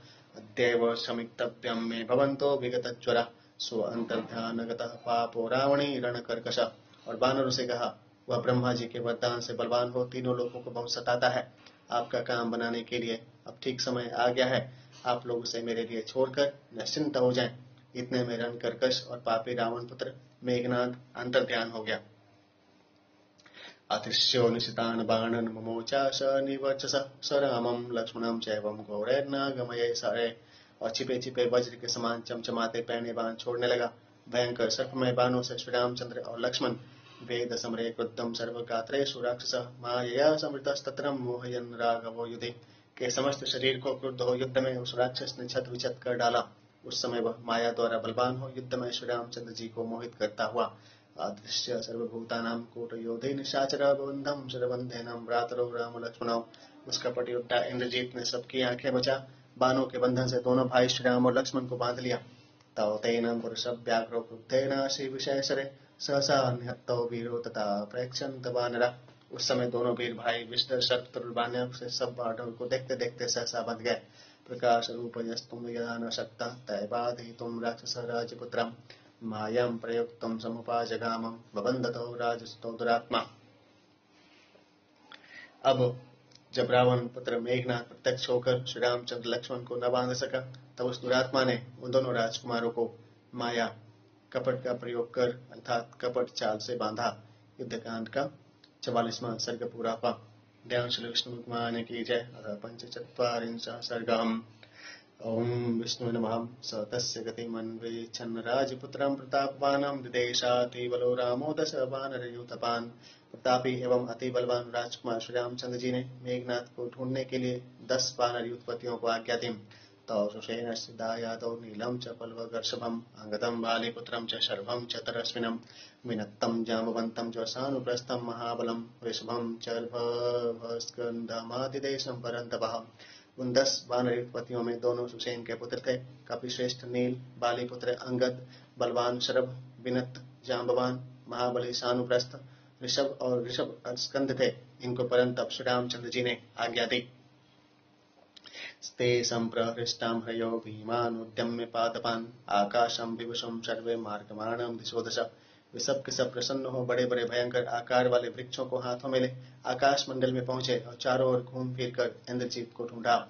तेषां वेगवतां वेगमेपोभिर्वेगवत्तरे अस्त्रभिस्त परमास्त्रै संवारयामास रावणी तं भीम वेगा हरयो नाराच शतविग्रहम् अंधकारे न ददृशुर्मेघे सूर्यमिवावृतम्। अस्त्र विद्यावेत्ता रावण पुत्र मेघनाद ने इन वेगवान वानरों के वेगों को परमास्त्रों से रोका। वे भयंकर वेग वाले वानर बाणों की चोट खाकर छत विछत हो गए और अंधकार में मेघनाद को वैसे ही न देख सके जैसे मेघों से आच्छादित सूर्य को कोई नहीं देख सकता। राम लक्ष्मण योरेवं सर्वदेहमयि विदाशरान् वृषमावेशयामासं रावणी समतिंजय। समर विजयी मेघनाद ने शरीर को भेदन करने वाले बाणों से छेद छेद कर श्री रामचंद्र और लक्ष्मण के शरीरों को चलनी कर डाला। निरंतर शरीरो तो भ्रातरो राम लक्ष्मणो क्रुद्धेनेन्द्रजितां विरोपन्नगे शरदां गतये। क्रुद्ध हो वीर इंद्रजीत ने दोनों भाई श्री राम और लक्ष्मण के शरीरों में इतने बाण मारे कि शरीर में तिल रखने की भी जगह न रह गई, उसके वे बाण नाग हो जाते थे। तयो छत जया जमार्गेणम सुश्रावम रुधिरम भव ताबुभव च प्रकाशेतम पुष्पिता विभक्तिंसुक। दोनों वीर भाइयों के शरीरों के घावों से बहुत सा खून बह रहा था और वे दोनों फूले हुए टेसू के पेड़ की तरह देख पड़ते थे। ततः पर्यंत रक्ताक्षो भिन्ना जन चयोपमा रावणेर्भ्रातरो वाक्यमंतर्धानगतो ब्रवीत। लाल लाल नेत्र किए अंजन के पहाड़ की तरह काला मेघनाथ छिपे छिपे ही दोनों भाइयों से बोला, विद्यमान मना लक्ष्यम शक्रोऽपि त्रिदशेश्वर द्रष्टुमसाधकं वानपि न शक्त्रं किं पुनरीवाम। अलक्षित युद्ध करते हुए मुझको जब देवराज इंद्र ही नहीं देख सके और न मुझे मार ही सके, तब तुम दोनों की क्या गिनती है। प्रावित्ते विषुजालेनम राघवो कंकपत्रिणाम ऐसे रोष परितात्मा नयामि यम साधनम। बाण जाल में फंसे हुए तुम दोनों रघुनंदनों को मैं क्रुद्ध हो इन कंक पत्र युक्त बाणों से अभी मार डालकर यमपुरी भेज देता हूँ। एवं उत्तम तु धर्मज्ञो भ्रातारो राम लक्ष्मणो निर्विभेदम तुषितैर्बाणे प्रजहर्षनादचम। इस प्रकार कह वह दोनों धर्मज्ञ भाई श्री रामचंद्र और लक्ष्मण को पहने पहने बाणों से छत विछत कर और अत्यंत प्रसन्न हो नाद करने लगा। भिन्नांजनश्चयश्यामो विस्फार्यं विपुलं धनु भूयो भूय शरान घोरान विससर्ज महावृद्धिम। काजल के समान काला मेघनाद अपने विशाल धनुष को टंकारता हुआ उस महारण में बार बार भयंकर बाणों को छोड़ने लगा। ततो मर्मसु मर्मज्ञो जयन्निशितान् शरान् राम लक्ष्मण योर्वीरो ननादा च मुहुर्मुहुः। मर्म स्थलों को जानने वाला मेघनाद श्री रामचंद्र जी और लक्ष्मण जी के सब सुकुमार अंगों में पहने पहने बाण मारकर बारंबार गरजने लगा। बद्धौ तु शरबन्धेनं ताबुभौ रणमूर्धनिं निमेषान्तरमात्रेणं नाशेकतुरुदीक्षितुम्। इस लड़ाई में बाण जाल में बंधे हुए दोनों एक पल के लिए भी मेघनाद को न देख सके। ततो विभिन्न सर्वांगो शरशाल्या चितापुभौ ध्वजामिव महेन्द्रस्य मृत्युमुक्तो प्रकम्पितौ। तब सर्वांग छिन्न भिन्न बाण जाल में बंधे हुए दोनों भाई रस्सी से रहित अर्थात खुली हुई इंद्र की ध्वजा की तरह कांपने लगे। तौ संप्रचलितो वीरो मर्मभेदनुकर्षितो निपेतुर्महेश्वासो जगत्यां जगतीपति। मर्म स्थलों के बिंद जाने से व्याकुल महाधनुधारी जगतपति श्री रामचंद्र और लक्ष्मण पृथ्वी पर गिर पड़े। तो वीर शयनो वीरो शयानो रुधिरोक्षितो सर्वेष्टित सर्वांगा वार्तो परम पीड़ितो। उनके शरीर रुधिर से तरबतर थे, वे दोनों विरोचित सैया पर पड़े हुए थे, सारे शरीर में बाण ही बाण गड़े हुए थे, अतः वे परम पीड़ित और विकल हो रहे थे। न यावद्यं तयोर्गात्रे बभुवांगुलमन्तरं न निर्भिन्नन चारुष्टं धमाकराग्रादचिह्नने सिंहगे। उन दोनों के शरीर में एक अंगुल भी ऐसी जगह न थी जहाँ बाण न गड़े हों, हाथों की अंगुलियों तक में बाण बिंधे हुए थे। तौ तु क्रूरेण निहतो रक्षसां कामरूपिणम् अश्रीकशोस्त्रोवतुस्तीव्रं जलं प्रसवनाभिवं। क्रूर स्वेच्छाचारी मेघनाद ने उन दोनों को ऐसा मारा कि दोनों भाइयों के अंगों से झरने से जल झरने की तरह रुधिर झर रहा था। पात प्रथमं रामो विद्धो मर्मसु मानगणे क्रोधादिन्द्रजितां येन पुरां शक्रो विनर्जिता। जिस मेघनाद ने पूर्व काल में इंद्र को जीता था, उसके क्रोध में भर चलाए हुए बाणों से मर्मविद्ध हो श्री रामचंद्र जी पहले भूमि पर गिर पड़े। रुक्मपुंगै प्रसन्नाग्रैर्घोरगतिवीराशुकै नाराचैर्ध नाराचैर्फलैरञ्जनीलीकैरपिं विद्यातं वत्सदन्तैश्चं सिंहद्रष्टैशूरैस्तदां। सवीरसैन्य शिष्य विजयमादाय कार्मुकम्। सुषर्ण पंख वाले, पैनी नोक के ऊपर से नीचे की ओर बड़ी तेजी से आने वाले, सीधी नोकों के झुकी हुई नोकों वाले, भाले जैसे अंगुली के आकार की नोकों वाले, बछड़े के दांत जैसी नोक वाले, सिंह की डाढ़ों जैसी नोक वाले, छुरा जैसी नोक वाले बाणों से छत विछत तो श्री रामचंद्र जी अपना प्रत्यंचा रहित धनुष पटक वीर सैया पर सो गए। भिन्नमुष्टि परिणाम त्रिणतम रत्नभूषितम बाणपातांतरे रामम पतितम पुरुषर्षभम। तीन स्थानों से झुके हुए और रत्नभूषित धनुष की मुठिया उनके हाथ से छूट गई। तदंतर पुरुष श्रेष्ठ श्री रामचंद्र को बाण सैया पर पड़ा हुआ। स तत्र लक्ष्मणो दृष्ट्वा निराशो जीविते भवत रामं कमलपत्राक्षं शरबन्ध परीक्षितं शुशूचं भ्रातरं दृष्ट्वा पतितं धरणीतले हरयश्चापितं दृष्ट्वा संतापं परमं गता। देख लक्ष्मण जी उनके जीवन से निराश हो गए। कमल नेत्र शरबंधन में फंसे और घायल भाई श्री रामचंद्र को जमीन पर गिरा हुआ देख लक्ष्मण जी शोकान्वित हो गए। वानर भी श्री रामचंद्र जी की यह दशा देख परम संतप्त हुए। बद्धौ तु वीरो पतितो शयानौ तौ वानरा संपरिवार्यतस्तौ समागता वायु सुप्त प्रमुख्यां विषाद मार्ता परमं च जग्म। दोनों वीर भाइयों को जमीन पर पड़ा हुआ देख वानर लोग उन दोनों को घेर कर बैठ गए। फिर वायुपुत्र हनुमान आदि प्रमुख वीर वानर उन दोनों के समीप जा परम विषादित हुए। युद्धकांड का 45वां सर्ग पूरा हुआ। ध्यान श्री विष्णु भगवान की जय। हरि ओम शांताकारं भुजगशयनं पद्मनाभं सुरेशं विश्वाधारं गगनसदृशं मेघवर्णं शुभांगं लक्ष्मीकान्तं कमलनयनं योगिविद्यानगम्यं वन्दे विष्णु भवभयहरणं सर्वलोकैकनाथम्। ओम हरि ओम कर्पूरगौरं करुणावतारं संसारसारं भुजगेन्द्रहारं सदा वसन्तं हृदयारविन्दो भवं भवानी सहितं नमामि। त्वमेव माता च पिता त्वमेव बन्धुः च सखा त्वमेव विद्याद्रविणं त्वमेव सर्वं मम देव। सर्वे भवन्तु सुखिनः सर्वे सन्तु निरामयम् सर्वे भद्राणि पश्यन्तु मा कश्चित् दुर्भाग्यमवतः। ओम विष्णुवे नमः। ध्यान सूर्य विष्णु भगवान की